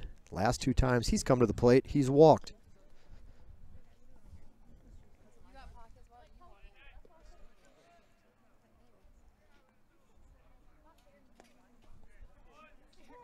First pitch, a strike.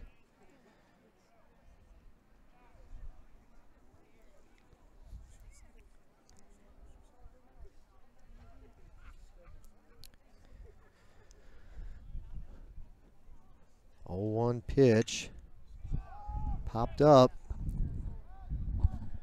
On the grass is the shortstop. They're going to tag, and he'll make it in plenty of time. A sacrifice fly to the shortstop. And Shea I don't think was expecting the runner to take off. Good speed at third. He made it home easily. And Shea was kind of slow to get it out of his glove as the teammates were telling him to throw it home. Sacrifice fly, 7-6. The Saints take their first lead.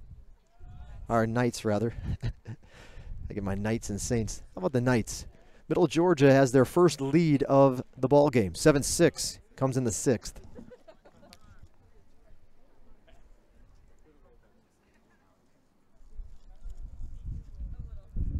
I mentioned the sixth inning is a favored inning for Middle Georgia.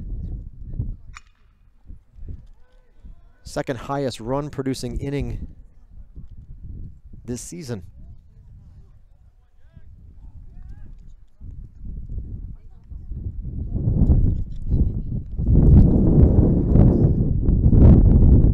Two outs, another base hit.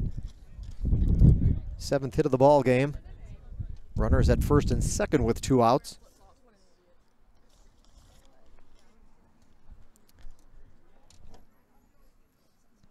So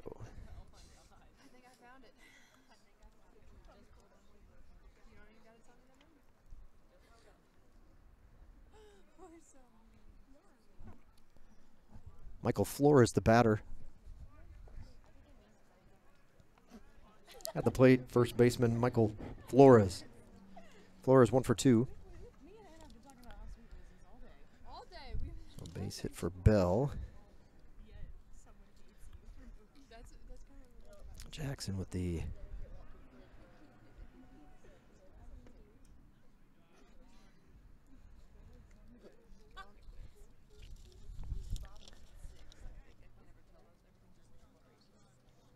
Flores also walked. He walked his first time up, reached on an error in the third, and singled in the fifth. 2-0 count. Runners at first and second.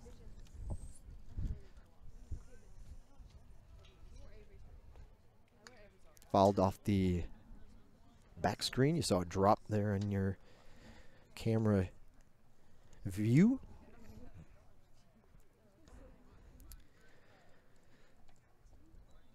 So if we, after this next pitch, we'll kind of run down how things have gone for GSW pitching so far in this one, in case you're not following along on the live stats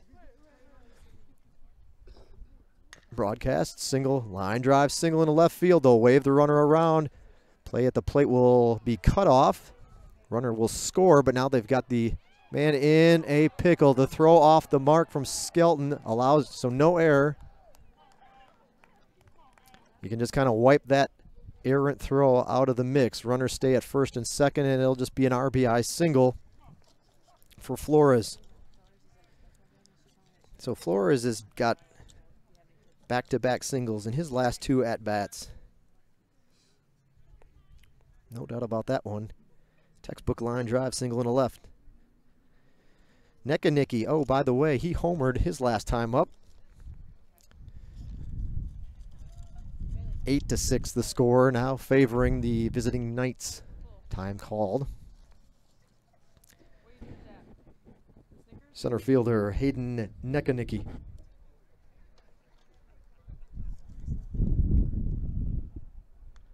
Check swing, fall back to the screen. Well, you knew it was going to be hard to keep the Knights batters down. This is a team I mentioned, 339 team batting average. Good hitters in this bunch, and they're starting to warm up a little bit as the sun goes down. 0-1 count to Nekanicki. I'll look back to second. Another look from Hayes. Now the pitch. Called strike, 0-2. So starting pitcher Stuart Tyler for the Hurricanes went 2 2/3 innings, 1 hit, 2 runs, 1 of which was earned, but it was 5 walks that led to his early exit. He struck out 3 through a total of 58 pitches. Stays up high, chopping it into right field, but moving in and making the grab will be Martin to end the inning. 2 more runs for Middle Georgia. They've scored 6 over the last 2 innings and have now taken the lead. 8-6 the score. Middle Georgia 8 runs, 8 hits, 1 error. GSW 6 runs, 5 hits, 1 error. Hurricanes due up.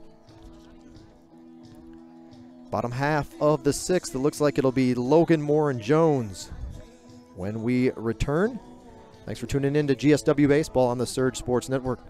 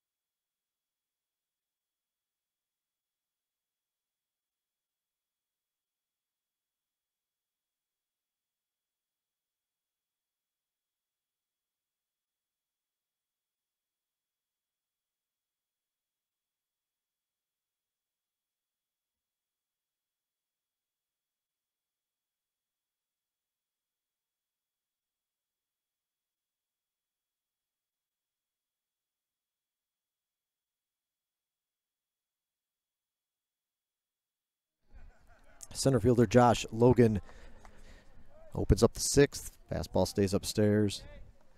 Logan is 0 for 2. He struck out his first time up today in the first. His last at bat was a walk. Fly ball to center field. Grab made out there by Nekanicky. And there's 1 up, 1 down for the Hurricanes in the 6th inning. The number 4 hitter in the lineup, designated hitter Andy Moore. So Logan flies out to center. Andy Moore 1 for 1 with 2 walks.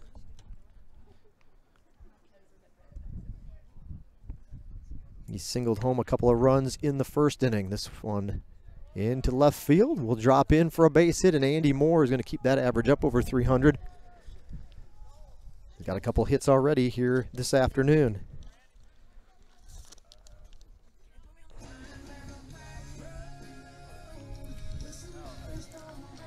Jared Jones is 1 for 2. He walked his last time up. First baseman Jared Jones. Ooh, it's getting chilly. As that sun goes down, lights on here at Hurricane Stadium. Pitch stays upstairs, 1-0.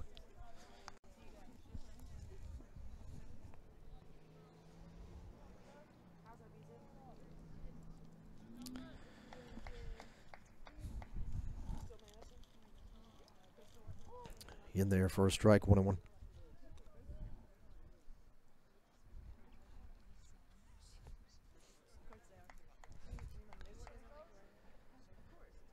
One offering. Swing and a miss, 1-2.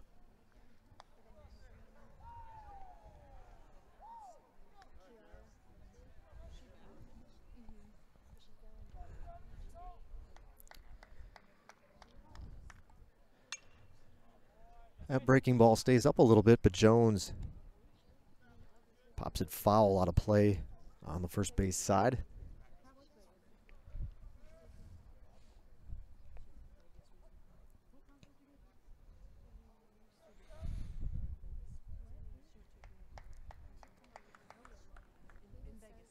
One-two pitch. That's a hard hit ball to left field, but not hard enough, moving to his left and making the grab. And left field is Cornell.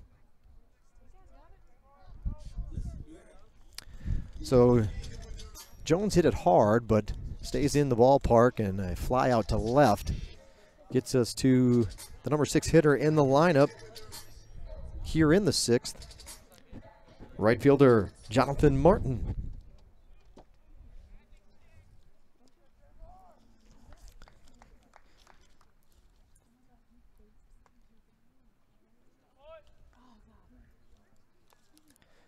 Martin 1 for 3. 1 for 3 with 2 RBIs. He tripled in the first. Ooh. Scorching liner to short, but the leaping and reaching play made by Nash to end the inning. Georgia Southwestern scoreless in the 6th.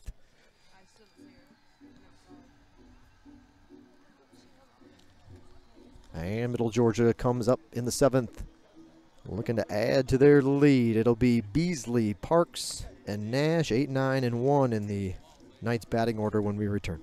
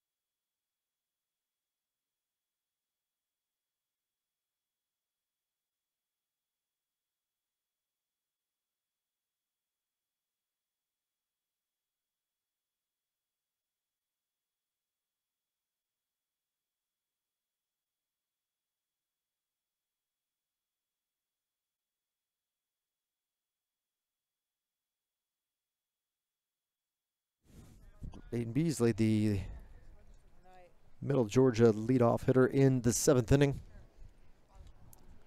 Middle Georgia with 8 runs, 8 hits, 1 error. And GSW 6 runs, 6 hits, 1 error.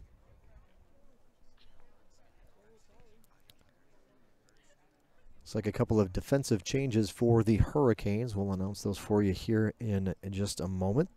Pitcher A.J. Hayes still on, however.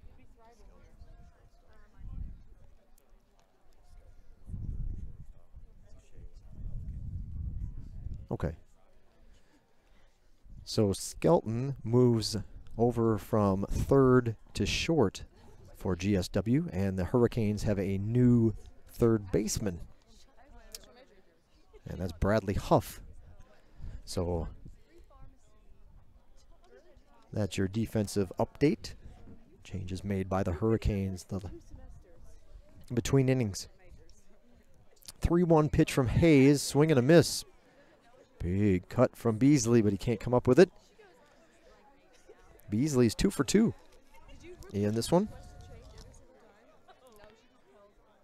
Following a walk, he's got a single and a double. Full count. And add another single. This one up the middle for a base hit.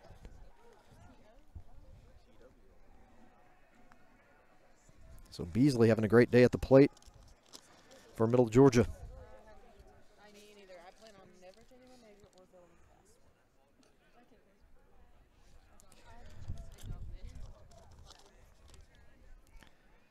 Second baseman Luke Parks.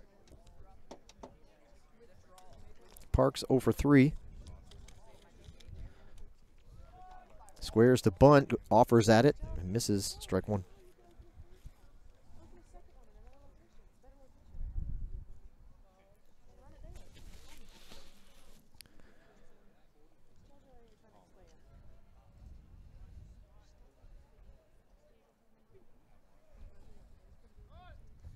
This one he's able to pull back from as it goes in the dirt for a ball.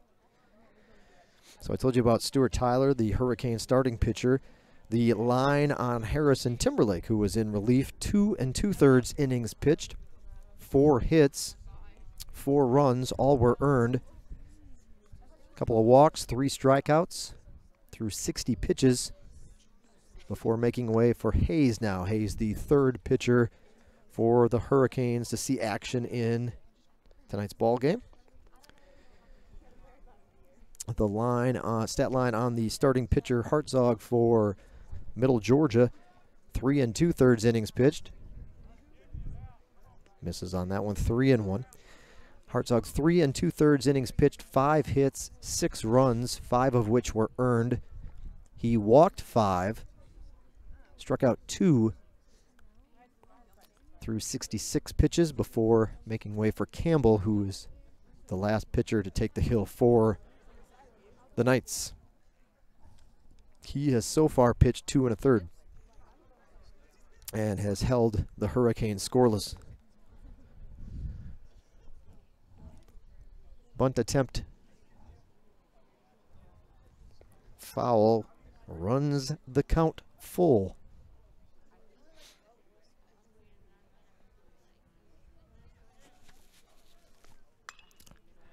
And he fights that one into center field for a base hit.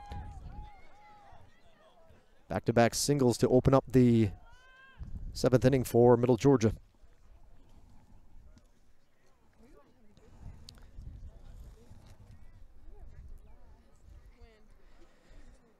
And it won't get any easier for Hayes as the Knights go back to the top of the order. Shortstop, Trenton Nash. Nash 2 for 4. He singled his last time up.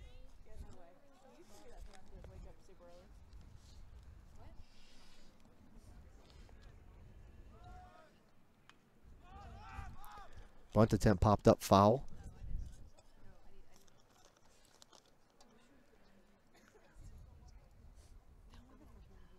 Well, Middle Georgia has singled going back to the end of last half inning.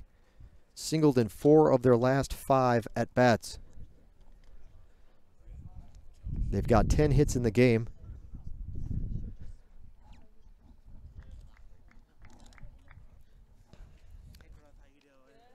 The 0-1 pitch coming up to Nash. He squares to bunt. Can't. One, yeah, please don't hurt the umpires. We've already had one go down with an injury, and we don't make light of it. We hope he's okay. The gentleman that's currently your base umpire, if you're just tuning in or hadn't heard or were wondering why we're at this point of the game at this time, delay as he was hit by a pitch that couldn't get handled by the catcher, got past him. That was up in the zone and hit the umpire in the right hand or wrist area. And several minutes of delay as the two umps decided to switch.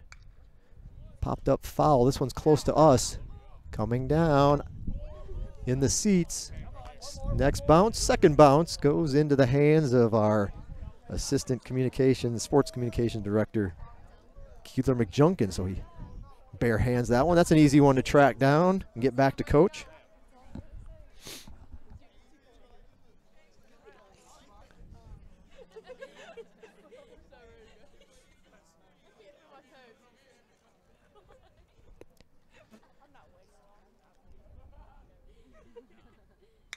Ground ball to short. The throw with third. They'll get the lead runner on the force out and a fielder's choice. One away in the inning.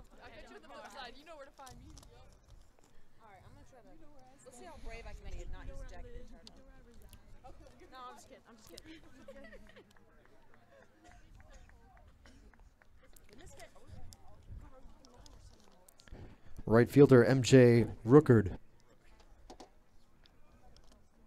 Rookard is 0 for 2, 2 strikeouts. Started the game His first 2 bats were strikeouts. His last 2 at-bats have been walks. 0 for 2. This one looks like it's going to be a base hit. In fact, it will be into right field. Everybody moves over. 1 out, bases loaded for Middle Georgia. Just went with a pitch on that one. A nice piece of hitting by Rookert, and he'll just softly line that one into right field. Or I guess smoothly lined it in. It was just a fluid swing, and he stroked it into right. So a base hit.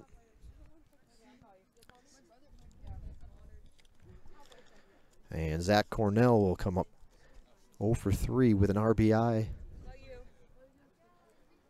via a walk, bases loaded walk, and a strikeout mixed in. Nope, sacrifice. I'm sorry. He had a sacrifice. They've had a couple. There have been a couple of RBI walks in the ball game, but his was a sacrifice back in the 3rd. First pitch in there for a strike. Cornell came into the game the team's leading hitter, at least as far as batting average goes. He's 0 for 3 on this one, which doesn't give you a good feeling. He might be due for a hit here. Let's hope it doesn't happen this go around anyway, as the bases are loaded with 1 out.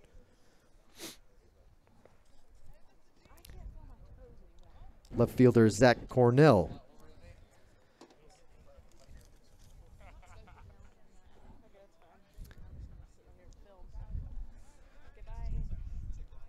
Cornell calls time.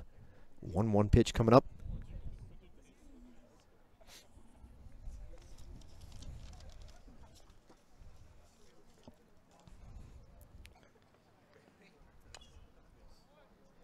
Cornell is a 6'2" sophomore out of Cartersville, Georgia, North Cobb Christian, where he went to school.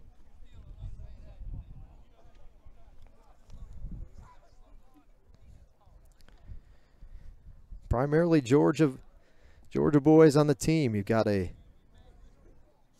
one player from California, Austin Bowker, and a couple peppered in from Florida. Bouncing ball to the 3rd baseman, Jones. He'll come home with the play. They'll get the force for the 2nd out of the inning. 2 outs, bases remain loaded.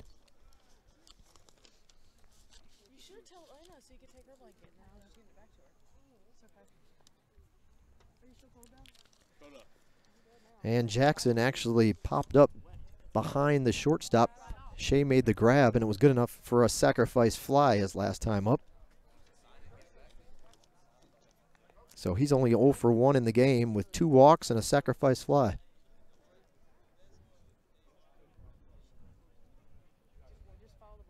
Big cut on that fastball, that tantalizing fastball. He couldn't catch it. Strike 1. 3rd baseman Blake Jackson. 11 hits in the game for Middle Georgia.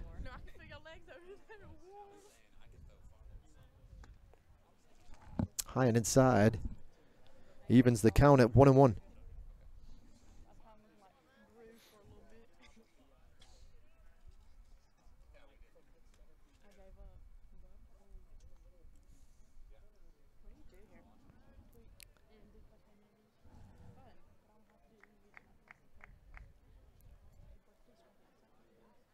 The 1-1 pitch. Popped up. Foul. Back behind us and out of play.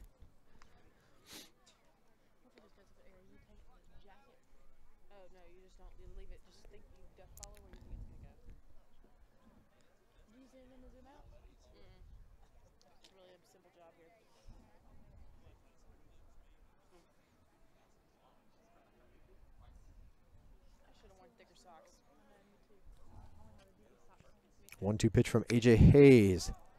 The ball hit hard into left field. On his horse making the run. Won't get there in time. And it gets to the wall. Cole Clark will get it in as quickly as possible. But that one brings home 3. A 3-run double for Blake Jackson. And it's an 11-6 ball game. Jackson stroked that one into left field.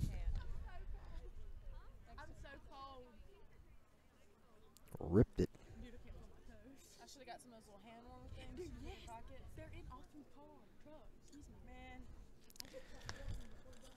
man. Action in the Hurricanes bullpen.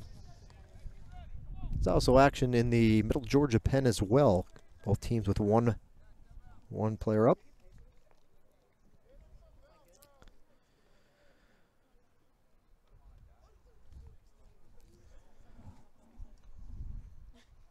Let's see if we can lighten that camera a little bit for you. It's getting dark here. Sun goes down. Light's not particularly bright enough for us here at Hurricane Stadium at the moment.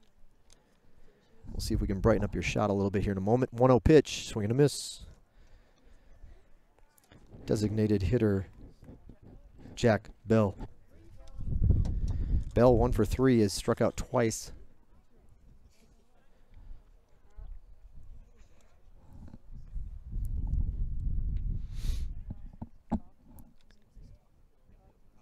$11 runs, 12 hits for Middle Georgia.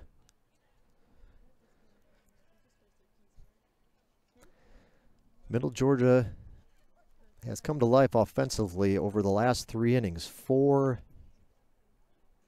They've got a total of 9 of their 11 runs have come in the last 3 innings. They had 4 in the 5th, 2 in the 6th, and now 3 in the 7th.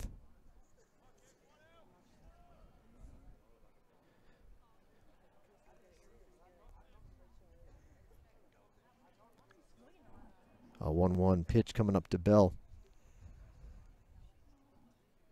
In the dirt, bounces over home plate.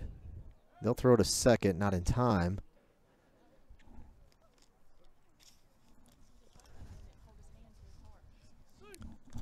Two one pitch about coming up to Bell.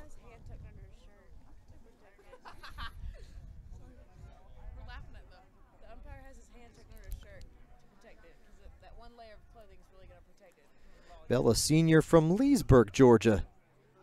Transferred over from Andrew College. Leesburg just down the road, probably about, depending where in Lee County he's calls home, anywhere from 30 to 40-minute drive from here.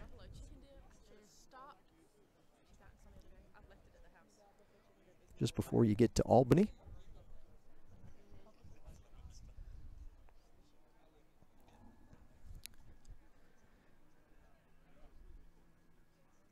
Bell has started all 32 games, a .303 batting average. 1 home run, 22 RBIs coming into play tonight. And he'll draw the walk. And here comes head coach Brian McLean. See if he'll make a change. Hayes lost him. It's only his 2nd walk, but he has thrown 49 pitches. A call has been made to the bullpen, so A.J. Hayes will head back to the dugout.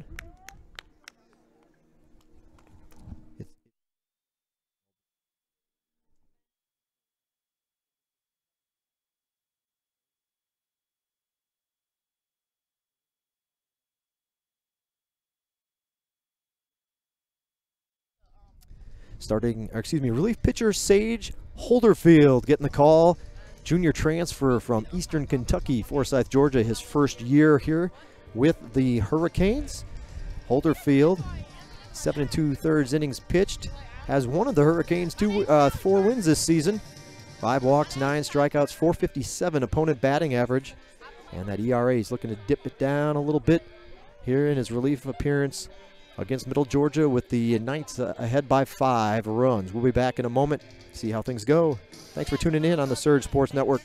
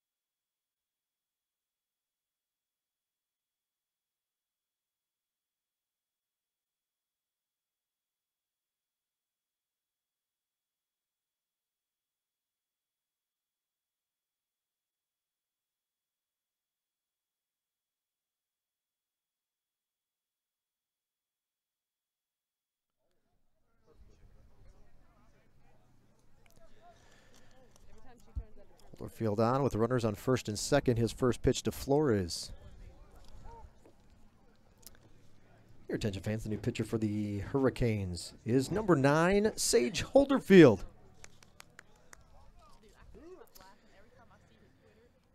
So Holderfield will face Flores, who's 2 for 3 with a couple of RBIs in the ball game.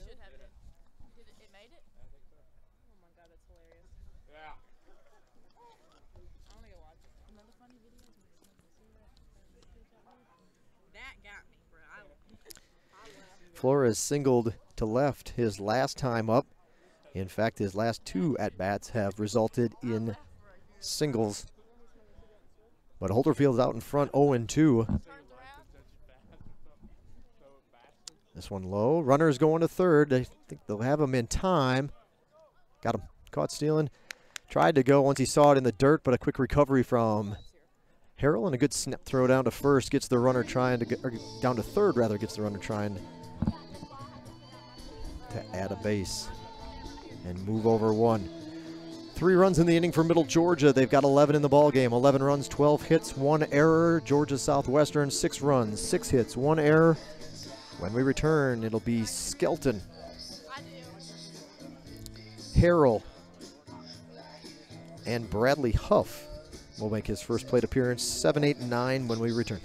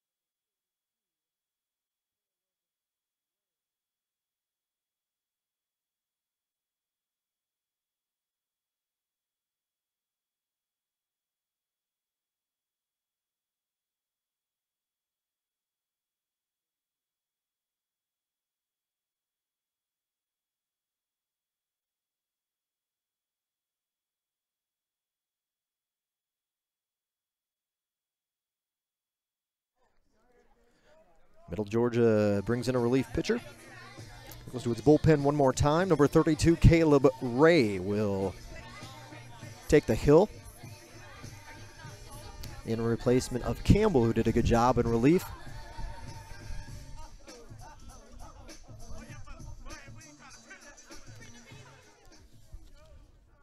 That's actually Jackson Braden, another number that's different on the score card from Coach compared to the website. 32 is Jackson Braden. And Jackson Braden, 6 1/3 innings pitched. He's making his fifth appearance. They've all been out of the pen. 5 hits, 1 earned run, 2 walks, 7 strikeouts. Opponents betting 208 against Braden. No decisions yet, and a 1.42 ERA.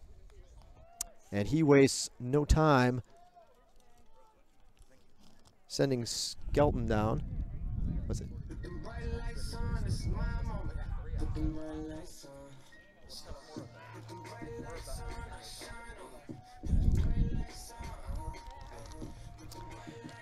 Number 24, Jacob Harrell, catcher at the plate. So Skelton opens the inning by striking out. Struck out looking on that pitch.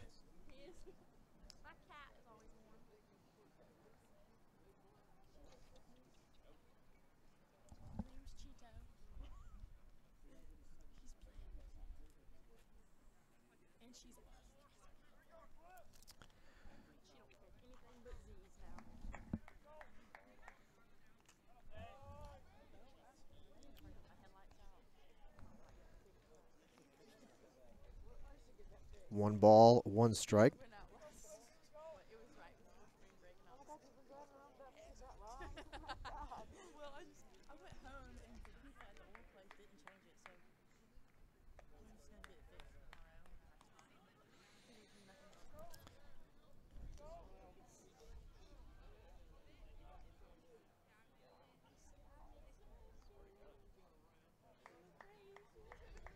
Off the plate for ball.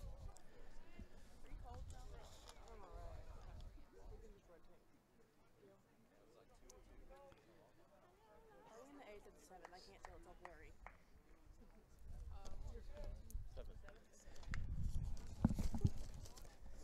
Can you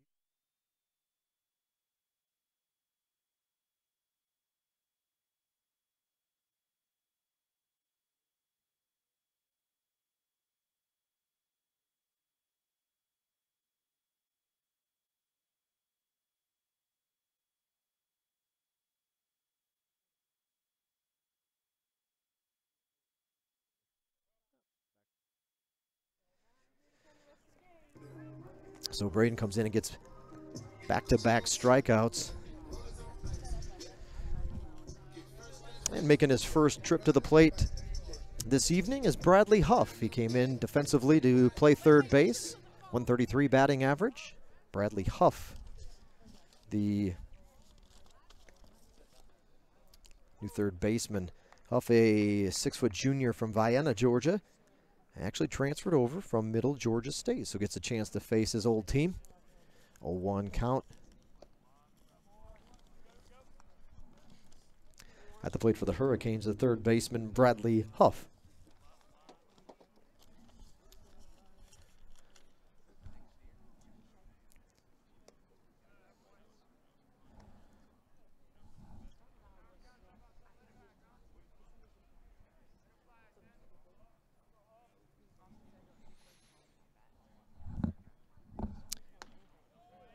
Two-one pitch, swing and a miss, 2-2. So Braden looking to strike out the side. Can't get Huff to bite on that one, and it'll run the count full.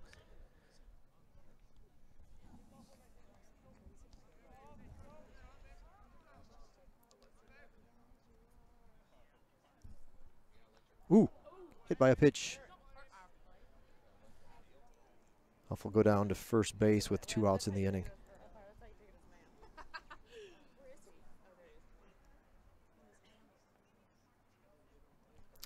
Hurricanes go back to the top of the order. Jason Beta hasn't had a particularly good day at the plate. He's 0 for 4 in the ballgame.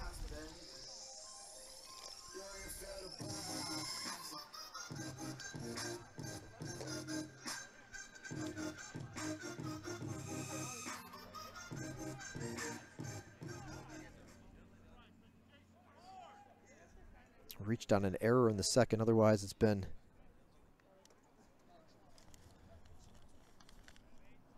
a quiet day for Beta. Here he'll come up with 2 outs and a runner on first. Second baseman Jason Beta.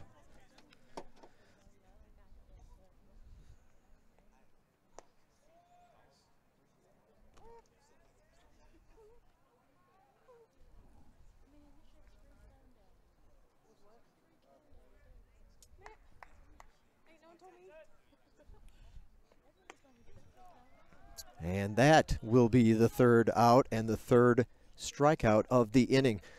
Nothing doing for Georgia Southwestern in the 7th. We'll head to the 8th from Hurricane Stadium when we return. 11-6 the score. Middle Georgia out in front. Thanks for tuning in to Georgia Southwestern State University Baseball on the Surge Sports Network.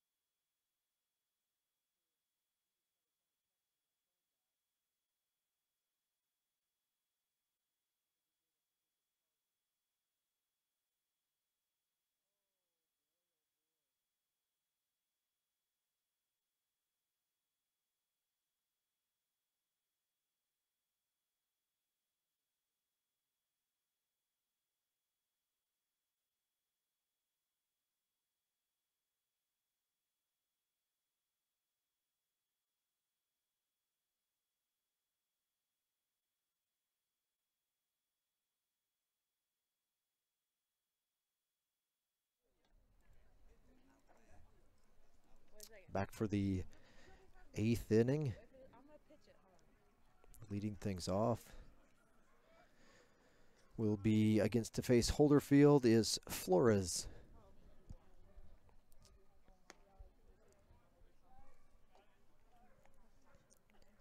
Leading off the 8th inning, first baseman Michael Flores.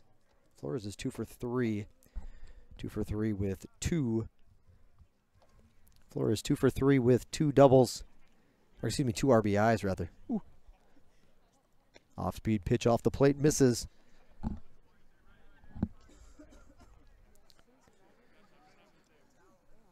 Current temperature 52 degrees. As the sun has gone down and things cool off a bit. The wind has died down a little bit though. It's only coming out of the... Only a 12-mile-an-hour breeze now.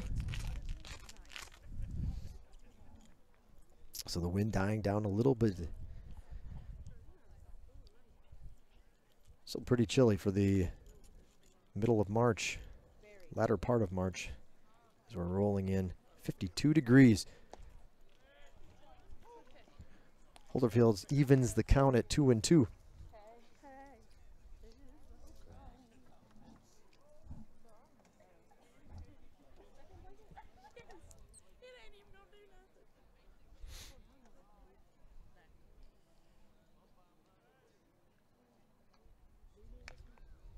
Patiently waits and takes a hack at it. Gets just a piece of it, enough to keep in the box. 2-2 the count remains to Flores.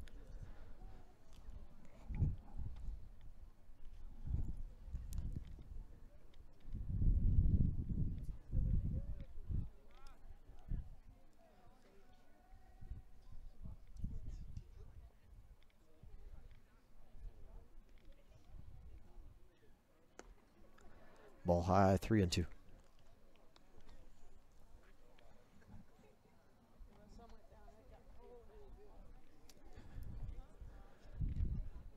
Action in the Middle Georgia bullpen. Got it. One man up throwing down there.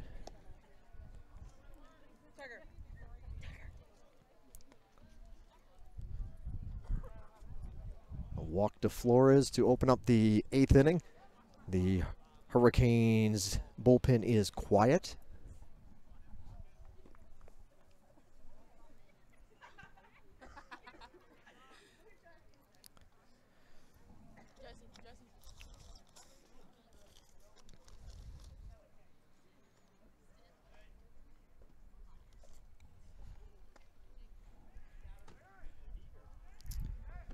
At the plate is the center fielder, Hayden Neckanicki.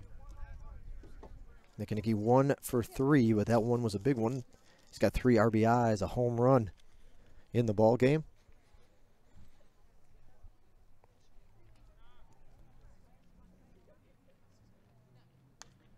Foul back towards us, heads up just to our right.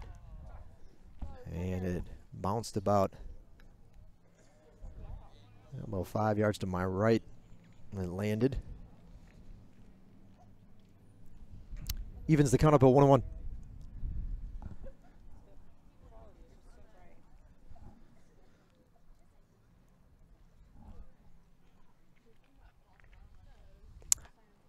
Gets away from Holderfield, 2-1. And I'll give the folks that are hanging with us here live at the ballpark lots of credit. They're bundled up, they came prepared, but rough to sit out here at this time of the night. Hang in there with your the home team. They've got a long road to get back in this one. Strike 3, or excuse me, strike. I'm jumping the gun. See, got to calm down. 2-2. Nobody out. 2-2 count. Neckanicki at the plate.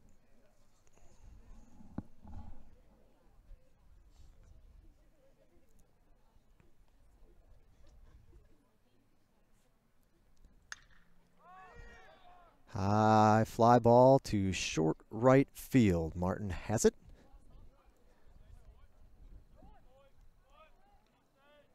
And there's one away.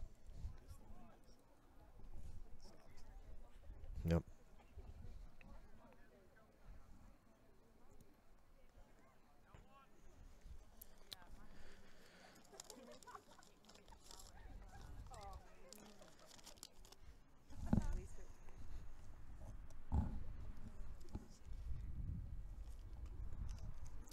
Beasley, the batter. He's had quite a game. 3 for 3 in this one. Pulled foul.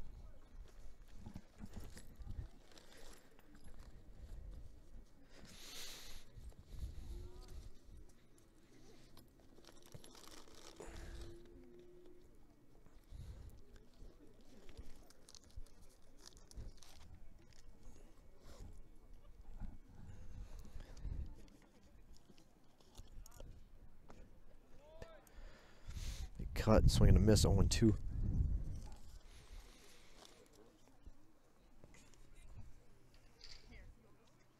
Dayton Beasley.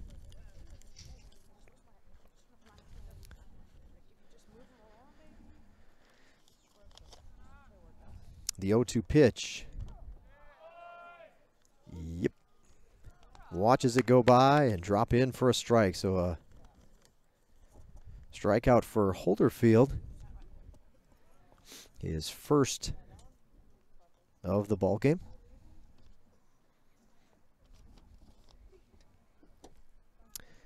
Second baseman Luke Parks. Parks is 1 for 4.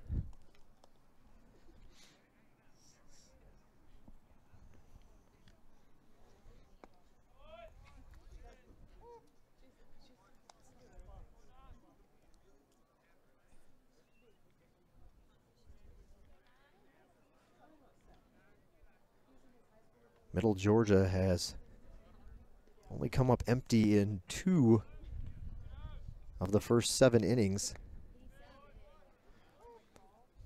Off-speed pitch. Drops in and goes right around the waist for a strike over the plate. 0-2. The first inning and the 4th inning are the only 2 that the Knights have not scored at least 1 run. Runner goes, swing and a miss. And another strikeout for Holderfield. He comes up with 2 strikeouts this inning. And add a 3rd inning to the short scoreless list for Middle Georgia. They don't get any in the 8th, but they are ahead comfortably. 11-6. Hurricanes will try to do something about that when they come up bottom half of the inning. We'll be back in a moment. Hurricane Stadium here in Americus, Georgia. You're watching GSW Baseball on the Surge Sports Network.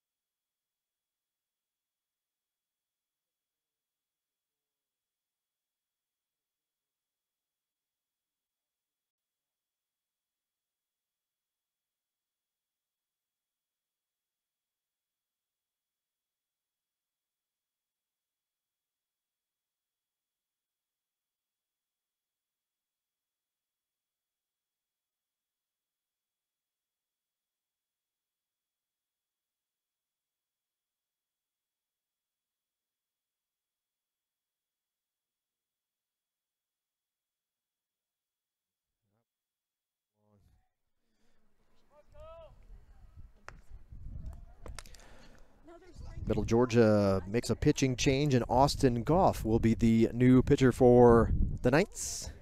Goff comes in, the senior left-hander from Kennesaw, Georgia, transferred in from West Georgia. First batter he'll face is Cole Clark, who's 1 for 2 with a strikeout. 0-2 count. See if we can pull up some stats on Goff for you real quick.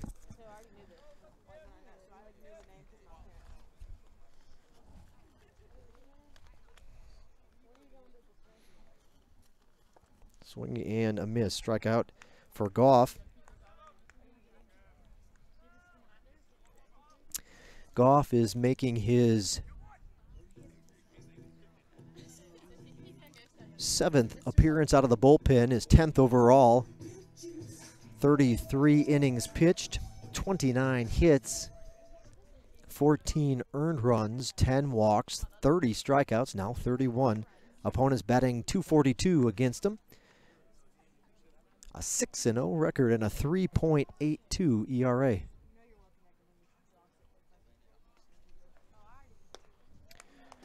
And he's coming right at the Hurricanes here in the 8th. 0-2, he's out in front of Josh Logan.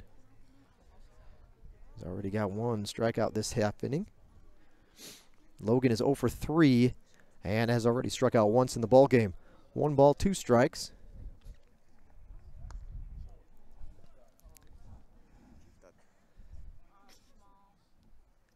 Oh. Yeah.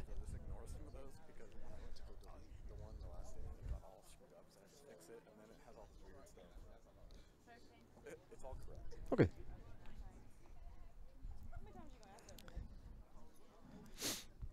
Two balls, 2 strikes. The count to Logan. Again, the Hurricanes are on the road this weekend, a non-conference weekend, as they make the trip to Erskine. Odd number of teams in the Peach Belt Conference playing baseball now, so they'll take turns having a weekend away from Peach Belt play, and this will be the Hurricanes' time off. Line back to the screen. Friday, the series opens with a 2:30 game.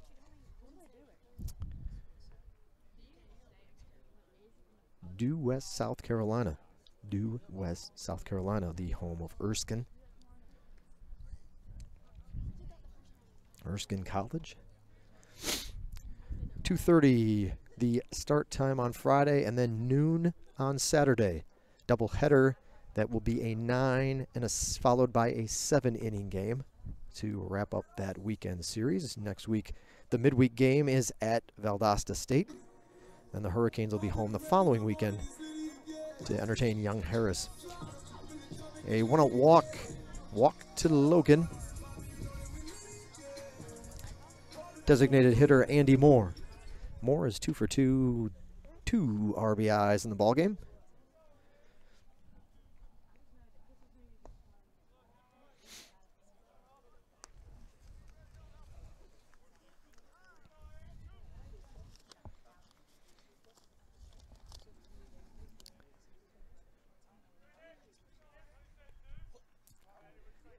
Moore has actually fared well against left-handed pitching. 7 for 10.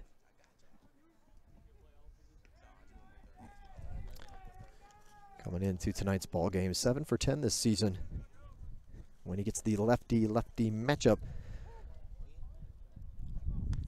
1 ball, 1 strike.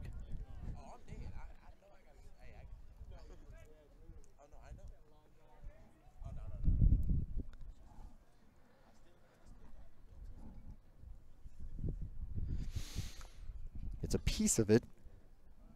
Count 1 and 2. No post-game show tonight. We're going to pack up and get inside as quickly as possible, as this game high and tight. 2 and 2. Moves along and approaching 3.5 hours A long day, lots of runs coming here lately from Middle Georgia. Swing and a miss, strikeout from Bymore. 2 strikeouts in the inning now for Goff, his first inning of relief.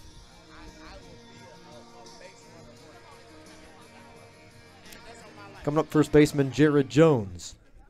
Jones 1 for 3. 2 outs. Ground ball to the right side, reaching up and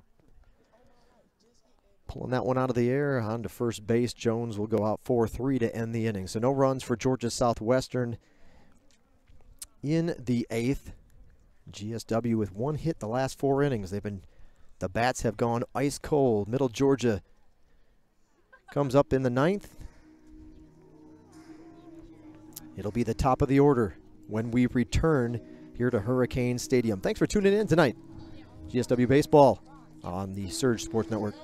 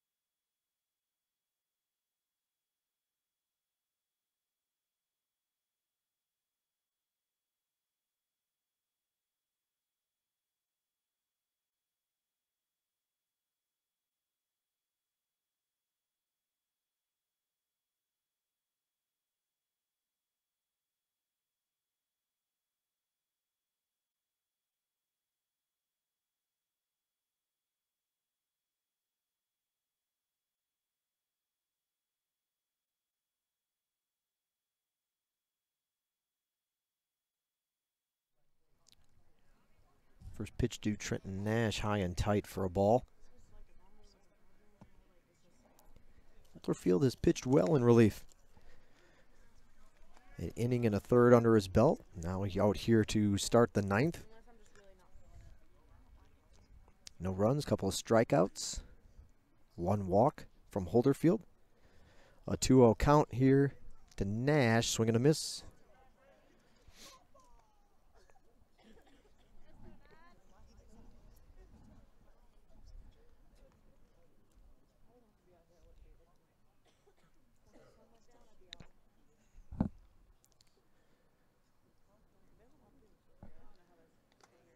This one low, 3-1.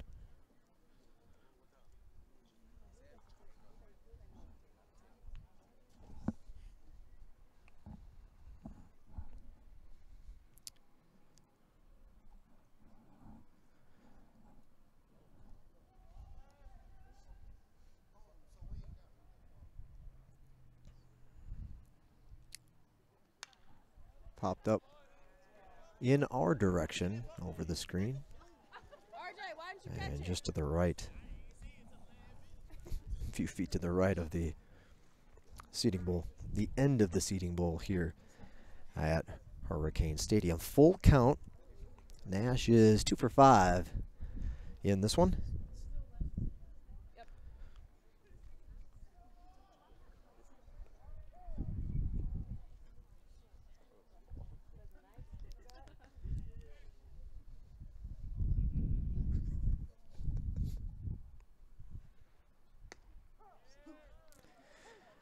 And Nash will just flip the bat up in the air and head back to the dugout. Strikeout looking. Holderfield's 3rd strikeout in his brief appearance here tonight.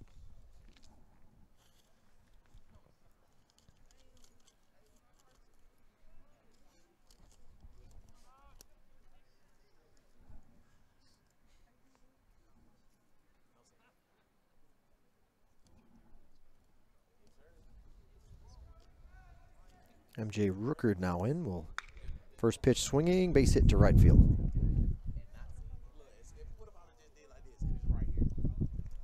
13th hit of the ball game for Middle Georgia.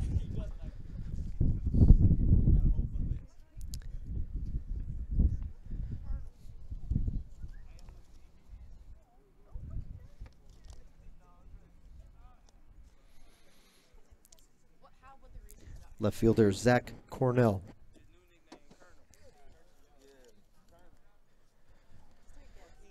Cornell over 4.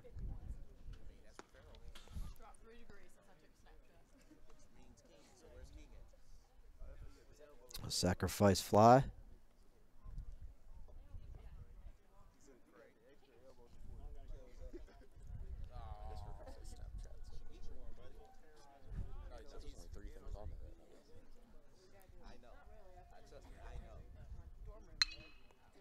Opposite field, but slicing foul into the GSW bullpen.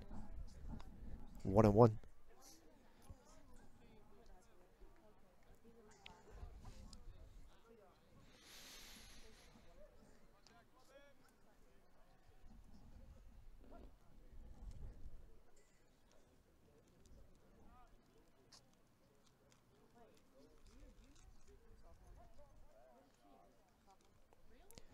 GSW at one time led this ball game 6-2, but 9 unanswered runs by Middle Georgia as the Knights out comfortably here in the 9th. And a piece of that one, foul tip, 1 ball and 2 strikes.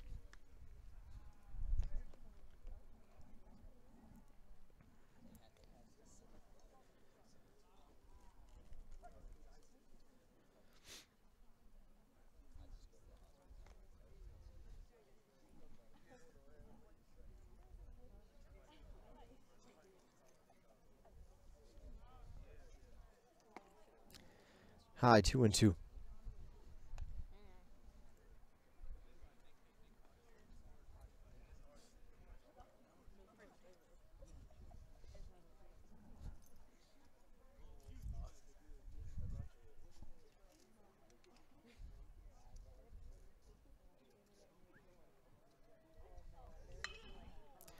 Foul ball. Left field corner. Count remains 2-2.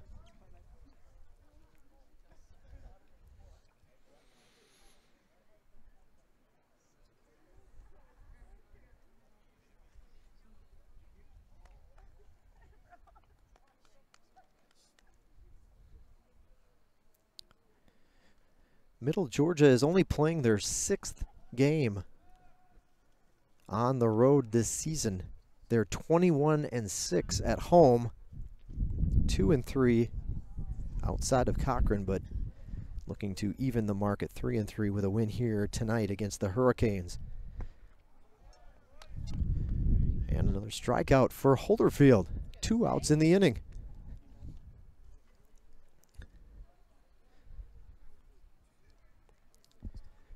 Holderfield, that's his 4th strikeout.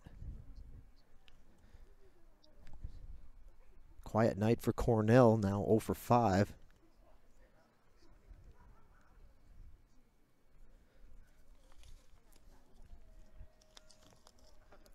And Jackson steps in.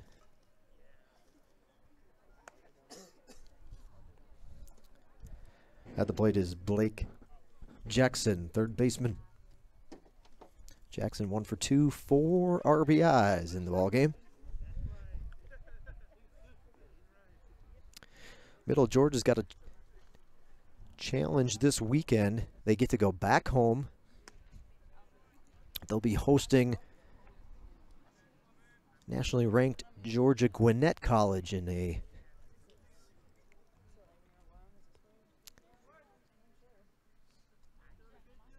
matchup that starts Friday night at 6 o'clock and the 1 o'clock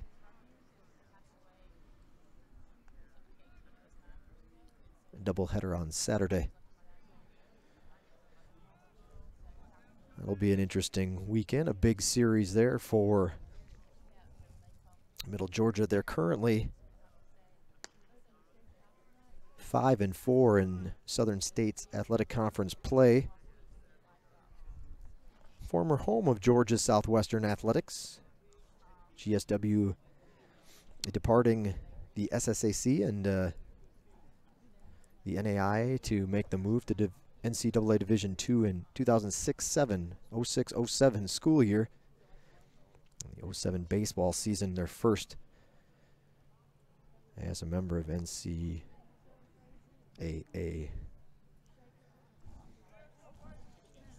3-1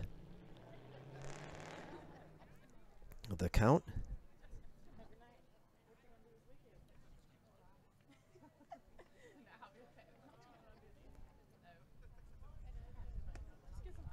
Misses outside. Couple of walks this inning, couple strikeouts. Or actually, I'm sorry, say not a walk. That was just a walk. Brookard reached by way of a single, however. Runners on first and second.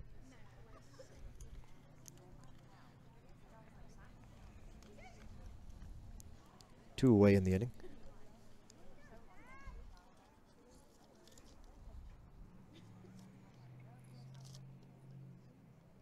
Jack Bell, the fourth, comes up. Third baseman, Jack Bell. Actually, Bell, not the third baseman. That an error on my part. Bell, the designated hitter, rather.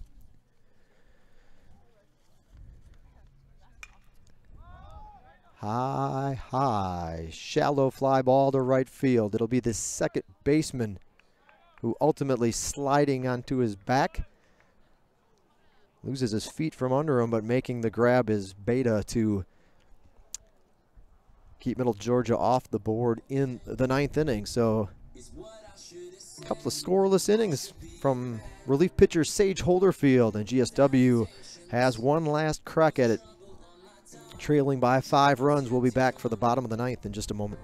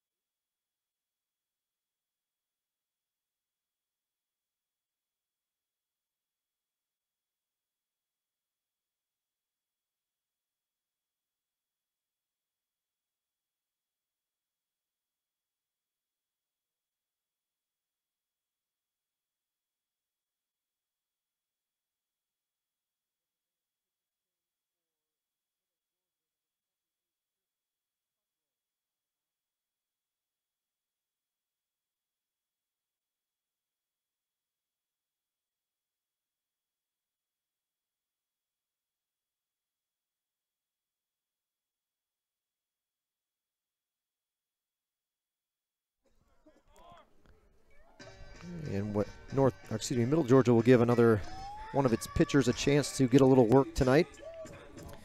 The new pitcher for the Knights is number 28, Chris Cuthrell. Sophomore right-handed pitcher out of Callahan, Florida. West Nassau, his previous school. He'll come on to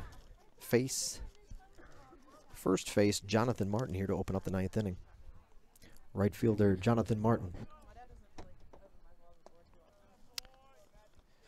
Inside to Martin for a ball.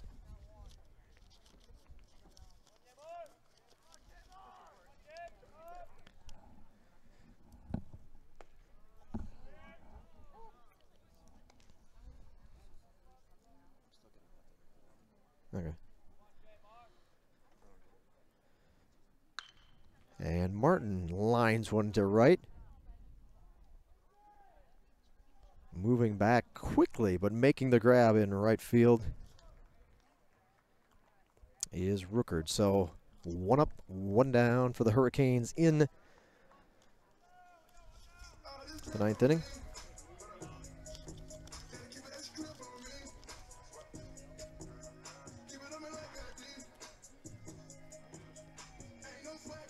Number 1, Tyler Skelton. Skelton comes up, first pitch called strike.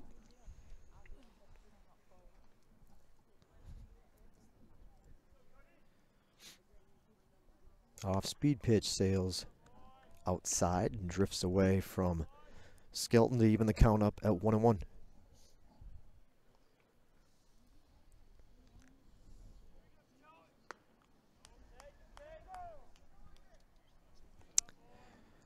The appeal down to first base. Base umpire says he did not offer at the pitch, so it's 2-1.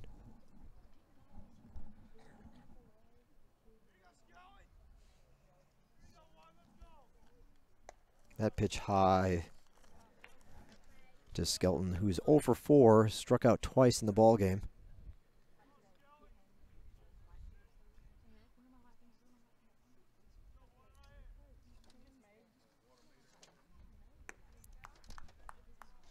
In there for a strike.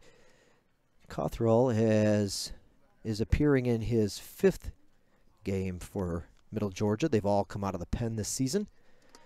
He's pitched 1 inning, 2 hits, 1 walk, 1 strikeout.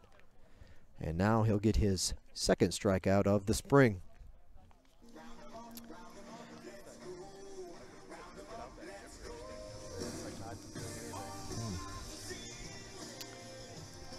Two outs for the Hurricanes. They're down to their final out in this one. And catcher Jacob Harrell.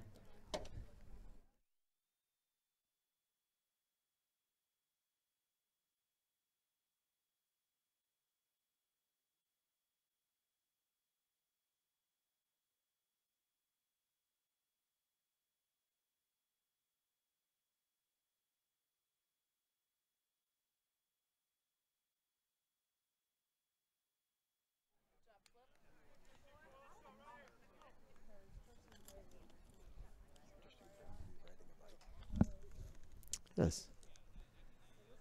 Good evening for a bike ride. A couple of folks coming by on their bikes. And I will say that the wind has died down significantly. And so it's not quite that bad out here. 1 ball, 2 strikes. But once you're on a bike, that would be, oof. This should be the ball game. High fly ball to right center field. The right fielder moving in. I spoke too soon. Drops in for a single. That one looked like it was hanging up in the sky forever, but I didn't realize that it just didn't have any distance to it. Second baseman, probably actually the closer of the two to make the play, but they make the right fielder, Rookard, motor in and try to get to it. Well, a 2-out single for the Hurricanes. That's their 7th hit of the ball game.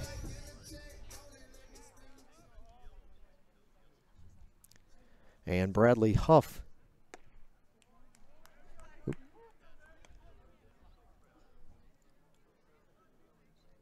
will get his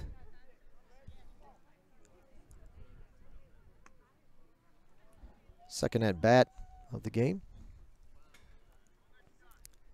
Third baseman Bradley Huff. So a base hit for Harrell. He's got a couple of hits today and got a piece of it, but the count will run to 1-2.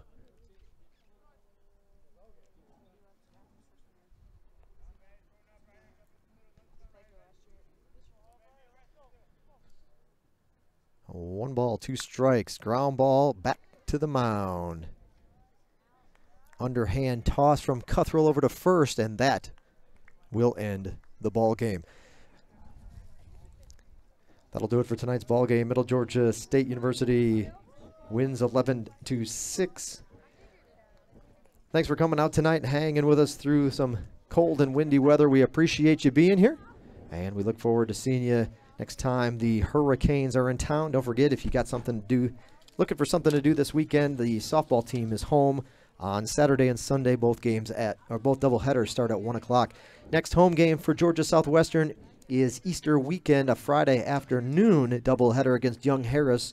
1 o'clock the start time there, and a 1 o'clock game to wrap up the series on Saturday. You can always follow the Hurricanes online at our website, through our website, gswcanes.com.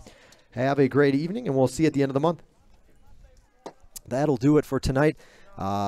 Middle Georgia improves its record to 24-9 this spring. Georgia Southwestern falls to 4-19 overall. 11 runs, 13 hits, 1 error in the ball game for the visiting Knights. Georgia Southwestern 6 runs, 7 hits, 1 error as well in the ball game. Hurricanes scored 3 in the first. Middle Georgia with a run in the second, a run in the third. And then GSW stretched the lead to 6-2 with 3 runs in the bottom of the 4th inning. But from then on, it was all Knights. 9 unanswered runs, starting with 4 in the 5th, 2 in the 6th, 3 in the 7th, and that'll wrap up your scoring in this one. The Knights were led. I got to go back a little bit on that one.